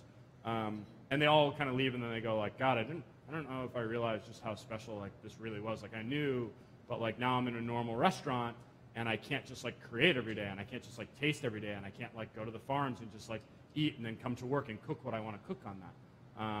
And so kind of that keeps, again, it's the trash man complex, I would say, where being proud and being engaged, I think we pay a very livable wage for all of our cooks, but I would love to pay them more. Do you follow the Zingerman's open book management system? I believe so. I follow our open book. I don't know what policy I know, that is. like Zingerman's has a program of open book management. Actually, Christine, the chef from Chicago who came on with me, was like, that's what she does at her restaurants. And quarterly we do it with the whole team. Yeah, just do a whole thing where they, open it up and say, hey, I know you guys would love to get a raise. This is what's going on, and there's like a bonus drainage issue. Quarterly, of course. Yeah, right. And we totally talk about that and kind of what the bonus structures are for those people, and just to kind of show them how it works out. I think the tipping is hard because I mean we totally have servers that make $600 a night, and then cooks that made $250 and spent 4 more hours there. Right. But there's a reason why salespeople make a lot more money, because closing a sale is incredibly important. It's very different, but that is amongst all industries. That's true in food writing versus sales and publishing. I'll tell you that much for free. Right. Shouldn't be that way, but it is that way, and So tell us about the dish you've got here today. Okay, so this is one of my favorite things that we've created in the restaurant in a long time. So I'll show you kind of everything you have in front of you. Boiling water with salt. This is just some simple kind of raw cow's milk ricotta that we made. We break it in a technique that I really love. I think it's super simple. We bring it up to 205. At 205, we'll introduce, this is 1 gallon. We'll introduce 7 tablespoons of lemon juice to it, and then just stir it, and then put it in the wok and let it sit. And the yield to me is significantly higher than the techniques that I've found in the past, which is where you introduce and then slowly let it boil to not get your curds. Your curds are fluffier and lighter, and it's way more consistent. If it gets to 212, it's done. It's over. You can't do anything. If it gets to 207, you're fine. If it's 200, the yield isn't as good. 205 is like a really good number. 207 is actually fine too. But you always end up with like just the beautiful, lightest, fluffiest ricotta. It's not kind of like rubbery in that way. White Sonora flour is the indigenous flour to the southern part of the United States, northern part of Mexico. I say indigenous loosely because obviously wheat is not from here, but this is traced back to being about as old as it possibly can be. So for me, growing up on the border by Arizona, wheat tortillas were massive there. They are part of Sonora culture, something that I crave, something that I make, and it's wonderful for pasta. And I think that everybody talks about a wheat revolution. The reason why that happened is everyone know kind of the missteps. It's the one thing where there wasn't, where we went into roller mills right around 1950s, and the reason why we did that is because it was so much easier to get this white flour and ship it off to the troops. We had these massive mechanical areas that had just gone kind of vacant because of the fact that we were building machines and airfare and planes, and then all of a sudden we had these huge mechanical areas that we could turn into something else. So we got a lot more efficient. And in that, we decided that we're going to start paying the same amount for all wheat that came in. So all of a sudden we de-incentivized anybody to go above and beyond and to grow organically or grow a single varietal because they're harder and the yield is lower. And so it's not about flavor at all. It was about yield. And so we went into the dark ages of wheat. And then just recently we realized that it was pretty easy for us to start milling and have small mills show up in places. So we actually mill this ourselves, but there's also a great mill where we're from called Barton Springs.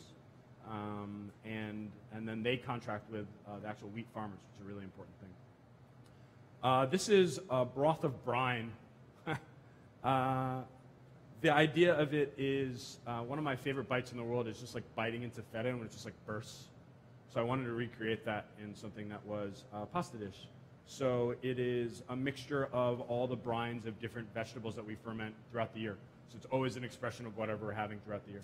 So right now it's wild allium pods, tomatoes, just like little bits of last of the season kohlrabi and things like that. And not actually even any of them, it's just the brine. So throughout that fermentation process, obviously a good amount of what that product is will leach into the brine because we do everything rather than under vacuum because I think it creates a CO2 gas in it.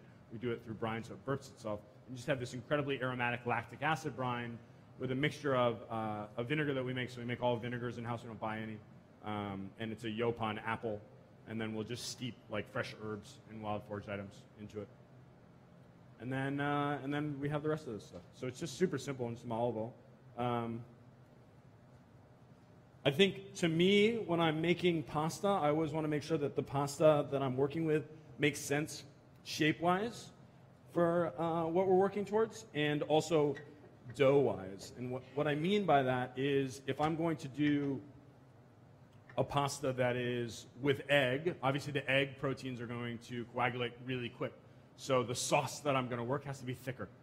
Or on the opposite of that, if I'm going to do a dumpling and I want the burst of it, it has to be thinner. So in this scenario, I have more whole eggs than I would traditionally use because I want it to be softer and beautiful and fresh. How am I doing time-wise? Because I can skip this step. I think you guys have seen pasta being rolled out. Got about 6. 6? 6, 7. Okay, all right. You can barter with Justin and Take your Lucia. time. Oh, no. Take as much time as you need. I can't wait to hear all the stuff and eat some tacos. So, the most important thing for me, step that's always missed, is I always go through 3 times when I'm going to do this. And the reason for that is there is a significant amount of air bubbles that I always find in pasta that don't get pushed out. The other thing is, you guys have ever always seen somebody who tries to jump the number? Yeah, it's going to get done faster. The point of doing this is not about being fast. It's about massaging the pasta into the way that we want it. And to be able to do that, you don't want to jump it. You don't want to force it. You don't want to tighten it up. You want it to let it be itself. So always make sure you're going one by one, nice and slow. Not too slow, obviously, because we got to make like 100 of these for tonight. So I went all the way back. I'll fold it over and then restart it. And I will always do this 3 times.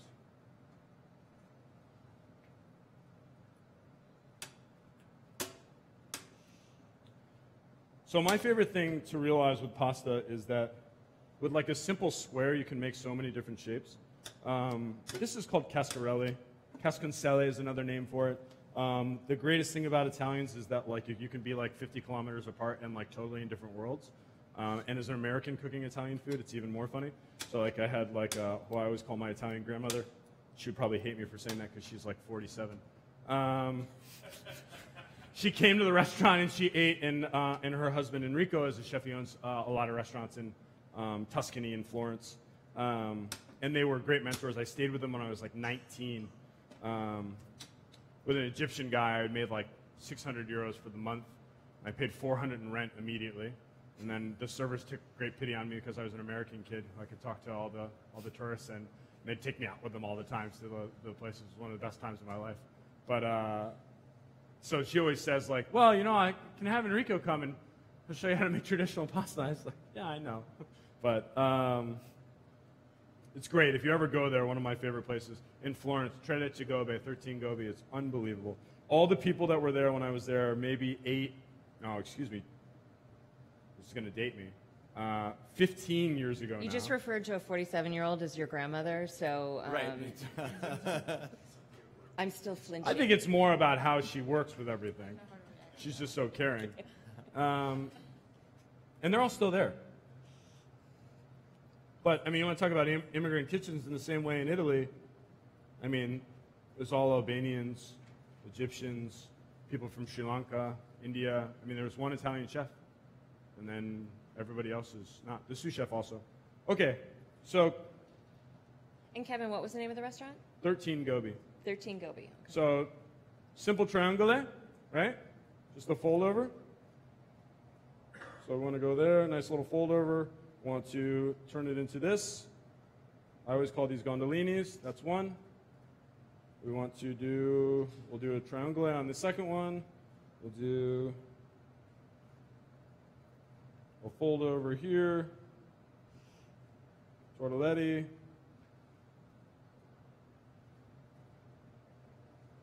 And then the dish that we're doing today, which is this nice little one, and then I'll come back and I'll just do the nice little rivet to it. There's 2 ways of doing this pasta. Totally depends on what you want to do. One is to set it right in the center. It's kind of a nice one. It's like scarpinoche. Depends if you want to, you know, I would do this if I was going to do something that had slightly thicker sauce to it, but I don't want to do that with this. And then the other one is the full fold over. And I always call it, it's like a, for some reason it looks like an elephant's trunk to me, even though an elephant's trunk is obviously not a triangle. But they're really beautiful, and they're easy to kind of cut in half and then eat, and the cheese resides in them. They have a lot of texture to them because you have texture then where the sauce can get caught in this part of the fold, where the sauce can get caught here, where you can have a textural element of the pasta where part of it is actually just the pasta itself. And I think if you're creating beautiful pasta, it's not only about the filling. Sometimes I think you do ravioli and you just want it to be the filling. But to me, I want you to enjoy the elements of all of what we're doing. You can kind of see here this cool thing. You see how yellow these are? So, I don't know. Let me see if I can pull it up here for you. So they're just incredibly yellow, right?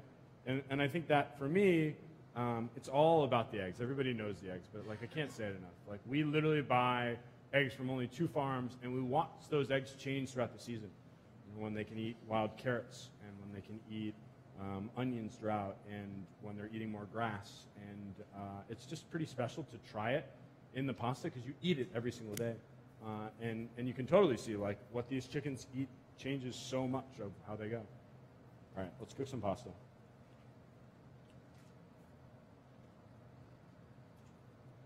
I'm cooking way more than we need because I'm hoping to get tacos later.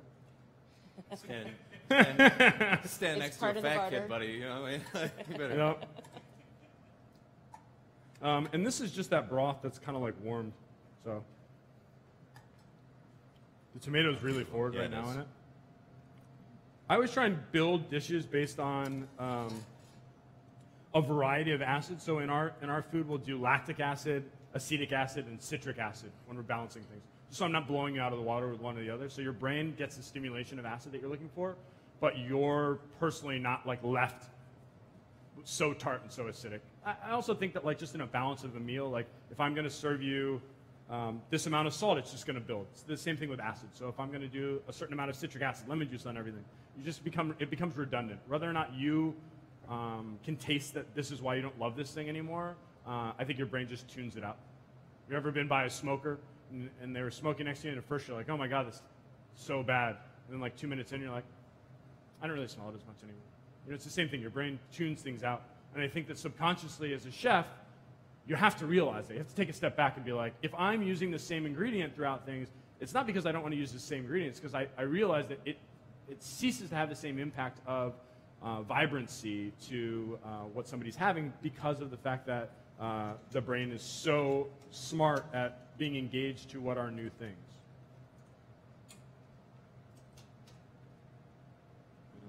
Go a second one.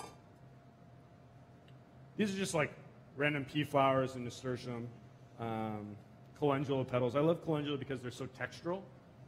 It's lightly sweet, but they're really textural. Everyone's always like, oh, serving flowers. Like, don't serve a flower unless it has great intention to it. Also, nasturtium, my favorite thing about nasturtium is this little part, which is basically where all the nectar is kept. It's so sweet. It's really beautiful. I'm not crazy enough to serve a dish of just that, but I'm close to it.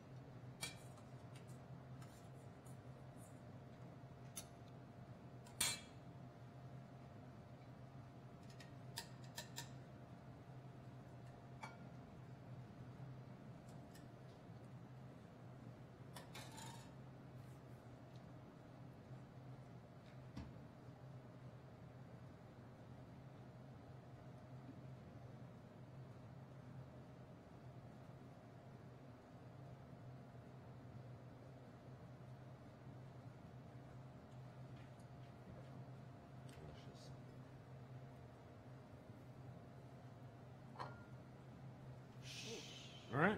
I know. I'm like pasta, broth, olive right? oil, Simple. flowers. I mean, to me, pasta is one of these things that, like, it should be simple. It just should be delicious and good and craveable and simple. And it's not what all the other items of what we do are, but this one totally should be that way. And I think that it's a great reprieve, too, in the middle of our meal to make sure that you have this moment where it's just, like, about this thing. Something simple, something so about the product and the technique and the intention. All right, questions? Why don't we jump over? Let's taco. Okay. Is it time to taco? It is. All right. Terrible time. Yeah, right. So we're gonna talk about our taco shop, Laughing Taco, today. At the end, if we want. Otherwise, I have another one of these tomorrow that we can talk about Ardent and some of the other ods, or we can have questions afterwards. But that's why my wonderful wife is here. They're just running 3 restaurants at once. It's new. Yeah. Well, I'm stupid. It's a I don't know what that makes me. Okay, well, I'm going to start by letting something out of my chest. I am a linguist high school teacher who had the brilliant idea of marrying a chef. So I'll start with that. But I thought she was smart. But also, I am northeastern Mexican, born and raised in Monterrey, Mexico, which is, to put you on the map, northeast, almost close to Texas, with a family that is very traditional when it comes to cooking. Everything revolves about cooking. I think more of our houses in my big extended family have big kitchens because that's where we gather. No one ever uses the living room for gatherings.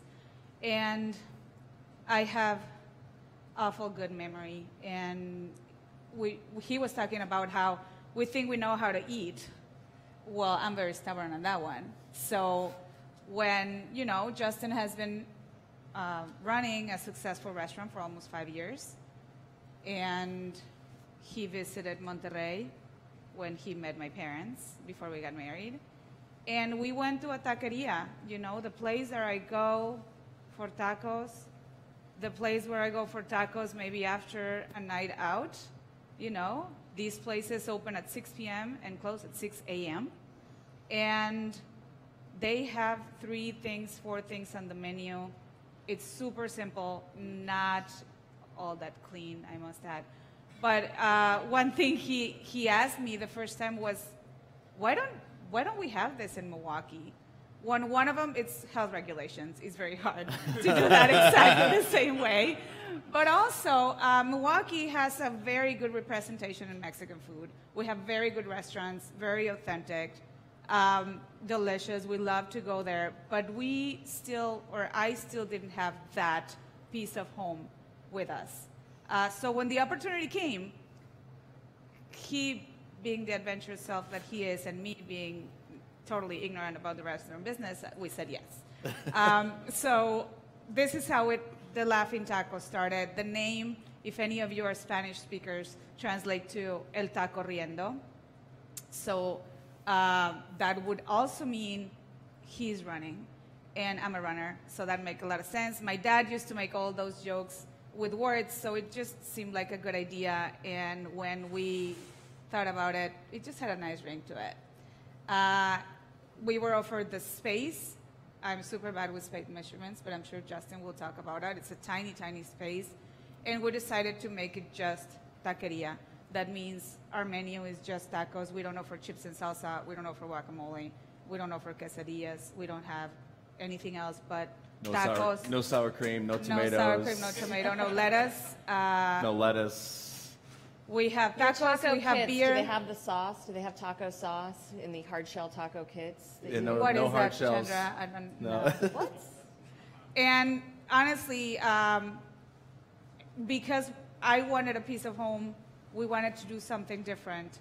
And when he sold the idea so well to me, honestly, that I said, fine, let's do it. Yes. This is a seemed like session good about idea at the time. manipulation now. We'll get into that when I talk in a couple minutes. And there's also, in my part, obviously the part where I trust him. Obviously, he's talented, he's knowledgeable. What we didn't know was how the discussions were going to go in terms of me sometimes telling him that's not how it's done. And then he would be like, what do you mean? And he has all this information that obviously I don't have, and I just have my memory. And that's when it gets interesting because, he has a know-how, and I have this memory of how things should taste like. And memory is very tricky. Memory is very deceiving, as you may know, because it's not only you remembering how it tasted, but it's also how you felt and how everything was going on around you. So we tried to recreate that in our little space. So there's no decorations, no neon signs, no nothing like that. It's plain white with red stools, super clean, remarkably clean for a white place. It's the one taco shop you'll ever walk in that is completely white and sterile. Yes, and 100%. There's no signs on the wall, only our menu. And it just, to me, when we had our soft opening, actually, people came in that I didn't know were from my hometown and told me, thank you, I finally found, that piece of home. And to me, that was like, okay, we did it right. We got it right. And I think I'm very grateful for having him. I would never do this on my own, not in a million years. for sure, if I didn't have him. But so then when the operation came into question, then that was a completely different thing. I have no idea how to operate a restaurant. I mean, I can run a literature class, but I can't really go through one day of service because there's a lot of things that I keep learning day by day still. And it's just a taco shop. I always tell them, I don't know how you do this. It's very remarkable. So now I'm going to turn, to him, because then we talk about what are we going to have on the menu. And we decided to go with beef and pork. And we do have veggie options because there's a large part of our community that asks for vegetarian options. So when it came to the beef, it was a simple answer. We own a farm, beef farm, so that's where the beef comes from. And when it came to the veggie options, I went to my mom and say, can you help me make the cactus, the nopalitos that you always make for me? And obviously, we are one text away, and we can FaceTime. And she cooks with me, sometimes over FaceTime, which is so much fun. And we did the potatoes that are just braised in tomato. And people just love the simplicity of it, and we do too. So I'm just going to turn to him to tell you how everything came running. What kind of came together is, we'll do the quick story of I wore down Lucia for like 20 years to make her marry me after that. She was a foreign exchange student in my high school in the middle of nowhere, Sparta, Wisconsin. And we always stayed friends, and then we reconnected later in life. And to me, a wonderful time was when I opened up my first restaurant, Ardent, which, we're all married or not, you need an extremely strong support staff to be able to do what we do. We're not really normal people, per se. So she has been that, and we couldn't be here without her doing this. But it meant a lot to me after we opened up the 2 restaurants that I have, and my philosophy is extremely small, neighborhood places. My largest restaurant is 900 square feet and 20 chairs. The taco shop is 700 square feet and 17 stools. The only table that we have is the handicap accessible table in the back. I don't have any hoods. I don't have any fire. Everything's electric at all 3 restaurants. Very much trying to be small and ethical and staffing-wise and logistic-wise right. But what we try to also do at all 3 of them is make Milwaukee better. In the sense of, I'm not a large restaurant for everybody. I'm 22 seats. We do certain things what we do, and we try to do extremely well and the best that we can, and that's all we do. If, come to us and have that, but I want you to go and eat somewhere else to support that business and this business and this business, instead of having 150 seats and I have a menu that everybody comes, and in my mind, for lack of better words, that I'm in theory trying to take customers away from my friends. Where I want my friends to be around, I want to make the city better by having small little restaurants that everybody can go to different neighborhoods and everybody can eat at the different neighborhoods. When I met Justin, he was a line cook in Chicago, and it's probably been a whole 16 hours since I last teased him about the fact that I was supposed to be slinging meatballs right now or something like that, right? You're supposed to be slinging meatballs. You're supposed to wait for the guys to finish opening one restaurant, and then they were going to open a, homey, grandma-style red sauce joint that Italian they wanted place. me to run.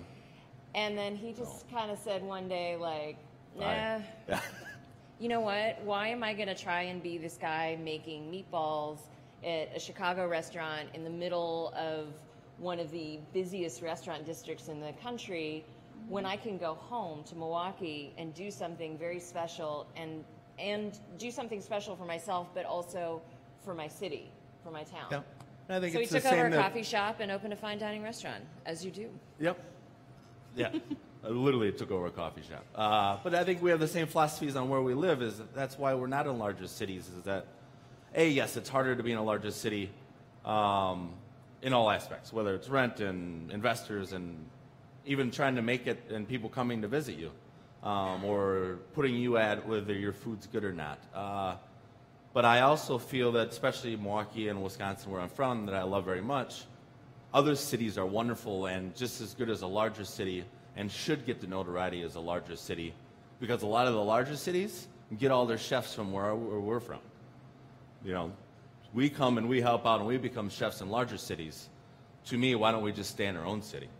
And not to be, don't go here, don't go there, but, you know, stay there and make our city what it is, because obviously these people are talented enough and work hard enough to be able to do that, to be able to run the best cities in the country to the world. Being all said of that, it was extremely personal to me to open up the taco shop, whether Lucia knows that or not, because every time we would go to Monterrey, Mexico, I enjoy seeing my wife very happy. And to sit down at a taqueria and eat tacos with her and hear her talk about her family and her childhood and grow up and teach me about the city that she is from, that I known about it, it affected me a lot. And it affected me a lot to spend the time with her family and learn something. You know, I'm a hillbilly from Wisconsin and never went to Mexico until I married Lucia. To learn about this culture and to find out about the ways that they do things in history is, let's be honest, in America, we don't really have history. I mean, it's what, a couple hundred years old? Right, it's nothing compared to talking here and hundreds and thousands and all these times of how things were created. But then also the simplicity means a lot to me. All the restaurants that I have are completely simple, minimal menu items. You don't even get a menu until you leave and you don't know what you're having. The ramen shop, we only serve 2 ramens. You know, to me, I spent a lot of time with a Japanese man and do one thing and do one thing right. You do 5 things and you do 5 things half-ass.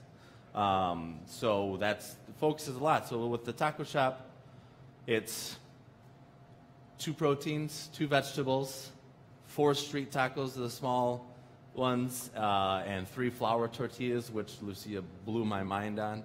It was, we have, I don't know if you ever been to Mexico City or any other city that has gringas, which are, what would some of you would know as pastor, you know, the pork you shave off the spit, and in flour tortilla with melting cheese, and you throw them in.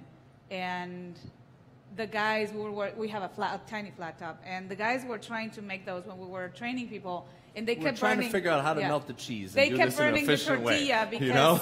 by the time the cheese melted, the tortilla was burnt, and it was too crispy, and it wouldn't fall well. And I'm like, guys, just give me that. And I go in, and I just grab the cheese and put it on the flat top and throw the tortilla on top. So grab a caramelizes ladle, the turn cheese, it over, melts in the and center, that was it. steams the tortilla, How do you say flips stupid it. American in Spanish? Right. She's like, my mom does it all the time. I'm like, we're pushing 3 years of marriage. Where the hell has this been? Like, I mean, where did you've been hiding this? What else are you hiding on this? Huh? Practical, and Milwaukee apparently just was blown away by this caramelized cheese that we put in our tacos. I mean, I'm proud of that he tells me I made it. I didn't, you know, discover the secret of cheese. It's just, you know, to me it seemed logical. But, you know, when we talk about simplicity, it's funny how my ignorance and his knowledge have merged so well in this taco shop. How me wanting just to do what I like and trying to share it with the people of Milwaukee, and him trying to actually make it right, the right way, with the right ingredients, with the right, you know, flavors, just made us what it is. And we're proud of it, yeah, for sure. And I think the cheese trick kind of trumps any knowledge Carlisle brought into this. No, anything I've done so far is not as good as the cheese at all, ever. But we also wanted to open a taqueria in the same philosophy, but in a philosophy that we have at all of our restaurants. It is. I grew up on a beef farm. My father is still there. He's in his mid-70s. He raises all of our beef for us, and now it's wonderful that we are solely the only buyer for his beef. So now it's wonderful that the bad child can now maybe give his parents something back after using them for so many years. We find pig farmers. We find a potato farmer. Unfortunately, we just have to go to a local store that we know and get them to get the cactus for us. But even though that we have a small taco shop, it's still the same philosophies. It's still the same thought process. We have people that make the tortillas for us because the shop's 700 square feet, so if you think that I can make tortillas there, I can't. It's way too small. And to keep it simple and get extremely high ingredients and serve that, you know, and we are in the dilemma of the world that the way it is. Somebody comes in and pays $2.50, $2.75 for a taco. Our largest complaint is we're too expensive. One day, obviously, it does get to me every now and then. And my father was eating, and I go, "Why don't you go tell him that?" Because he's raising the beef, we're hand cutting it, we're this, and for $2.75 for a taco, you know, we aren't getting ground beef off of a big truck that's getting delivered to us. It's a long process, and obviously we're not here to. You're not gonna make $1 million on tacos. I'm not Paul Kahan. I don't know what anybody says, but you know, only one guy I know has done that.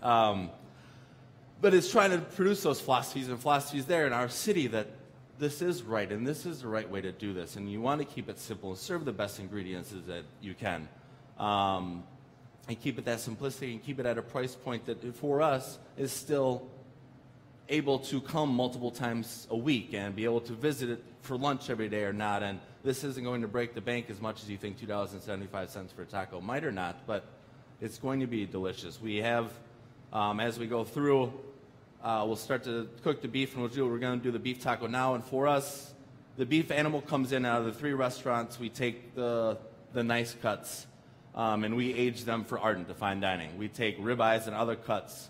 We give it to the ramen shop because we have a traditional Japanese curry done in an earthenware danabe, and that goes there. Literally everything else, me and 2 other guys are in back hand dicing roughly about 400 to 600 pounds of any of the beef. Shoulders, cuts, everything. Everything else gets cut, and then it gets sent to the taco shop. And that's what we use for the taco shop. So for us, it's extremely personal on that aspect, but we'll start making through, and it's also personal in the sense that there's a lot of spices and things that we get that literally her mom ships us, and that is only made in her hometown, so that we can definitely regionalize and go. It is a family business. Yep. They're all in this.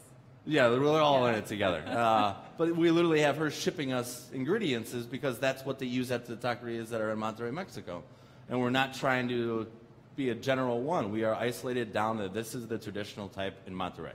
I don't do the same in Mexico City or in Oaxaca or anything. This is solely one region that we're doing. For our, if you want to start, but for our we can pastor, start. She can talk. For our pastor taco, which is marinated in achiote paste, basically we put more things in it. When we were trying to find the perfect ingredients and what we liked, we were walking in the grocery store, and we were on the aisle where all the different brands are, and I stop and I'm like, do you know who that is? So the brand we use is Rogelio Bueno. And he's like, I have no idea. And I said, you remember that baptism we went to a couple weeks ago in Mexico? Well, yeah. That's his great-grandson. So yeah. One of my best friends from childhood has this product. I'm like, why didn't you tell me? I was talking to you about it when I saw you. And so we are very happy to also have that.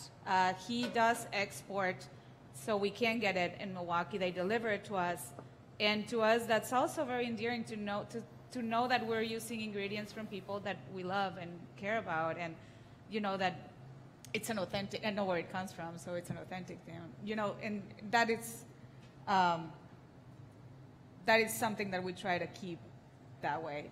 So we are going to continue with this. So we have the Carlisle beef diced already. Here we have Maggi juice, which, if you're not familiar with, is mostly soy sauce with other blends. And this is what Justin calls the magic spice. There's nothing really magic about it. It's the crack spice. Like it's... It's called Condimento Treviño. They sell it, they produce it and sell it only in Monterrey. A couple stores have it. My mother, when I moved to Wisconsin, made me a box of all the things she thought I would need. And that came in. Home. And that came in. It's a blend of spices, a lot of spices, black pepper, garlic, margarine, a lot of oregano, cumin, a lot of coriander, oregano, clove, and when I started cooking beef in Milwaukee, I remember calling my mother and saying, "Why is it not tasting the way it's supposed to?" And she said, "Do you remember to use the spice?" And I was like, "Oh, there you go." Yeah. So that's what it is. And if you tried the taco last night, you might have that flavor in it that is just a little bit, there's a bitterness to it as well as this salty. So it tastes this, yes, we do put a lot of condiment in our meat, but that's how we want it to be. That's how it's, you know, that's how we like it. So we just throw it, in this case, it's in a pan, but usually we throw it in the flat top. We cook the meat as people order their tacos. We don't have it already cooked and put it in. If people come and order, the guys throw it in the flat top, and, you know, so it's really just cooked. As for the tortillas, I don't know if you want to start with that too. Maybe as we were talking about you milk, I was like, these are white corn and softer. So they're not really the hard, dense corn tortillas that you have. For our street tacos, we use the little tortilla, and we use the double, and that's mostly for structure. You don't want your taco to break. I think in the beginning, taquerias in Mexico started using it so they didn't have to use a lot of protein. That would make it a cheaper taco. But in our case, we just think it's a matter of structure. It's a better whole than it. And I don't know, what I always learned is you don't want the taco to break. No. So Lucia has taught me that a lot. And we're going to do 5 just because when our menu, we have single tacos, but you can also get an order of 5. So that's why we're going with 5. So we do, for the street tacos, we do orders of 5. For the bigger tacos, what we call the specialty ones, the cheesy ones, because they are in the 9-inch flour tortilla, they're a little bit bigger. We do 3 in each order. You put some oil on it.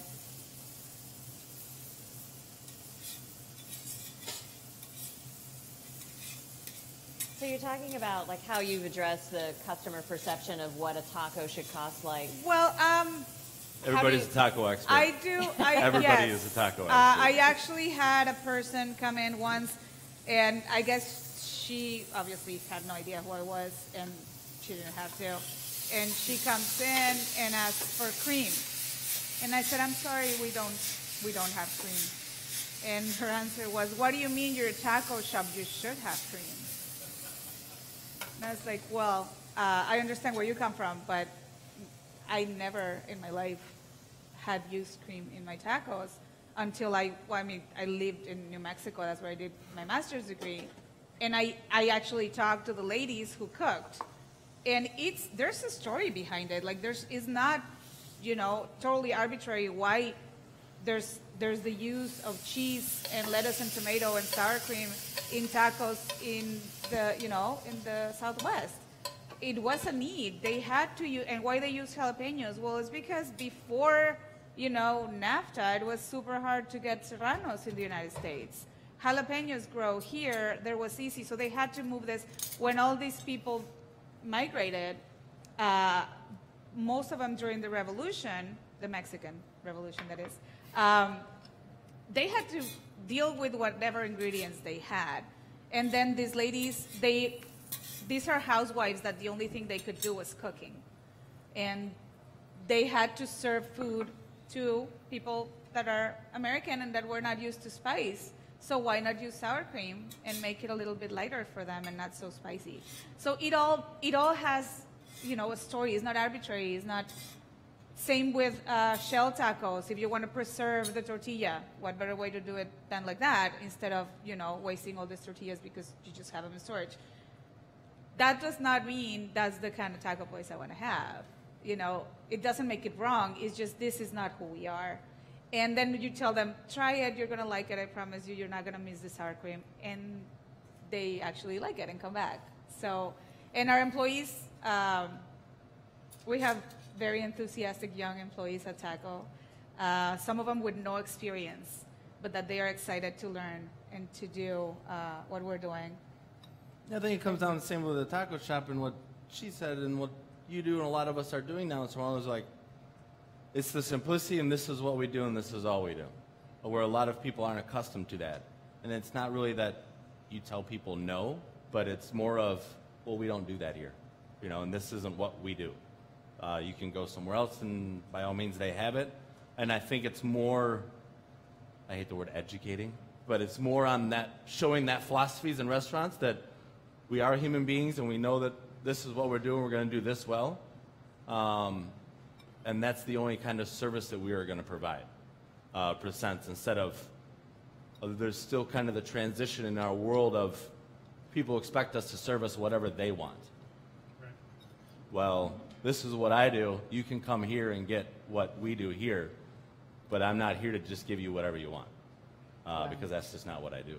And I think it's slowly trying to get into that mindset, whether it's a taco or whether it's a fine dining restaurant, in between, showing that and showing the difference.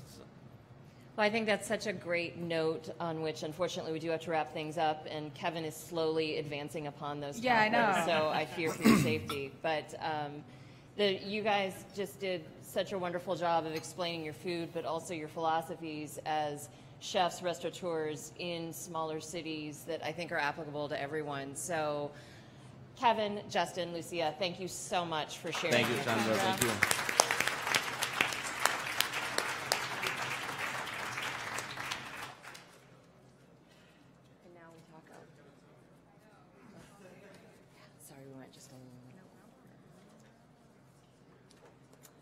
All right, thank you. How about another big round of applause for Chandra and all our guest chefs? Thank you. All right, so we now have a break, flavor discovery opportunity. So please enjoy some delicious bites and some networking, and then we'll be back at 11 o'clock. Thank you.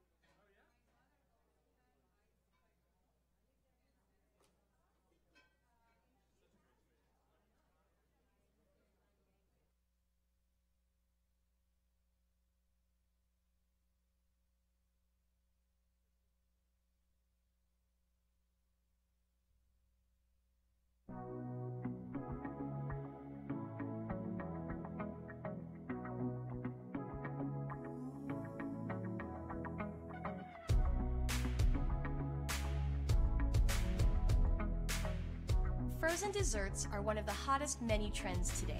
Watermelon juice brings beautiful color, delicious flavor to popsicles, ice cubes, or other frozen treats.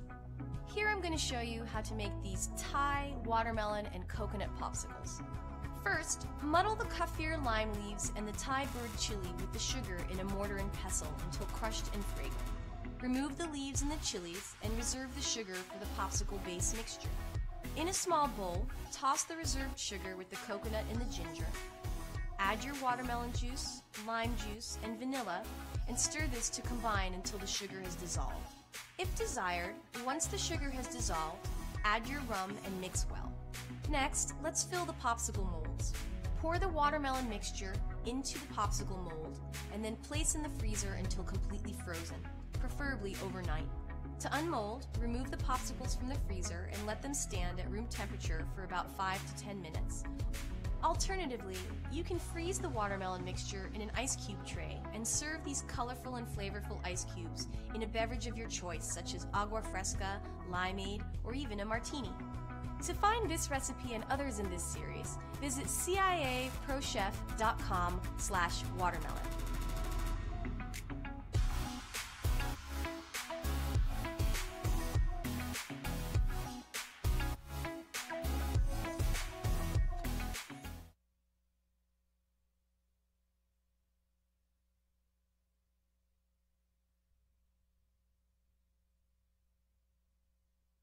This shrimp curry with coconut steamed rice is actually a Thai take on the classic shrimp scampi. Instead of using lemon, we will be using lemongrass and kaffir lime leaves and replacing cream with coconut milk, introducing Thai flavors to your customers via a familiar, lovable dish. Start by cooking the rice. Place the soaked and dried rice in a sauce pot with the water and coconut milk. Bring to a simmer and reduce. Cook covered until done. In the meantime, you can make your curry paste. Using a mortar and pestle, grind the ginger, the lemongrass, the chili, garlic, shallots, kaffir lime leaves until it becomes a nice paste. Take the coconut cream and put it in a wide saute pan over medium-low heat. When the oil starts to separate, add in your curry paste. Saute for about 1 minute until fragrant. Add in the shrimp and saute for about 1 or 2 more minutes, mixing and tossing the shrimp around until nicely coated. Add the coconut milk and the no liquid concentrated vegetable stock. Cook until the shrimp are just done. Turn off the heat and squeeze about a tablespoon of lime juice over the shrimp. Mix well and serve the shrimp over the rice, garnished with fresh cilantro leaves. So there is our shrimp curry with coconut steamed rice, made with no liquid concentrated vegetable broth.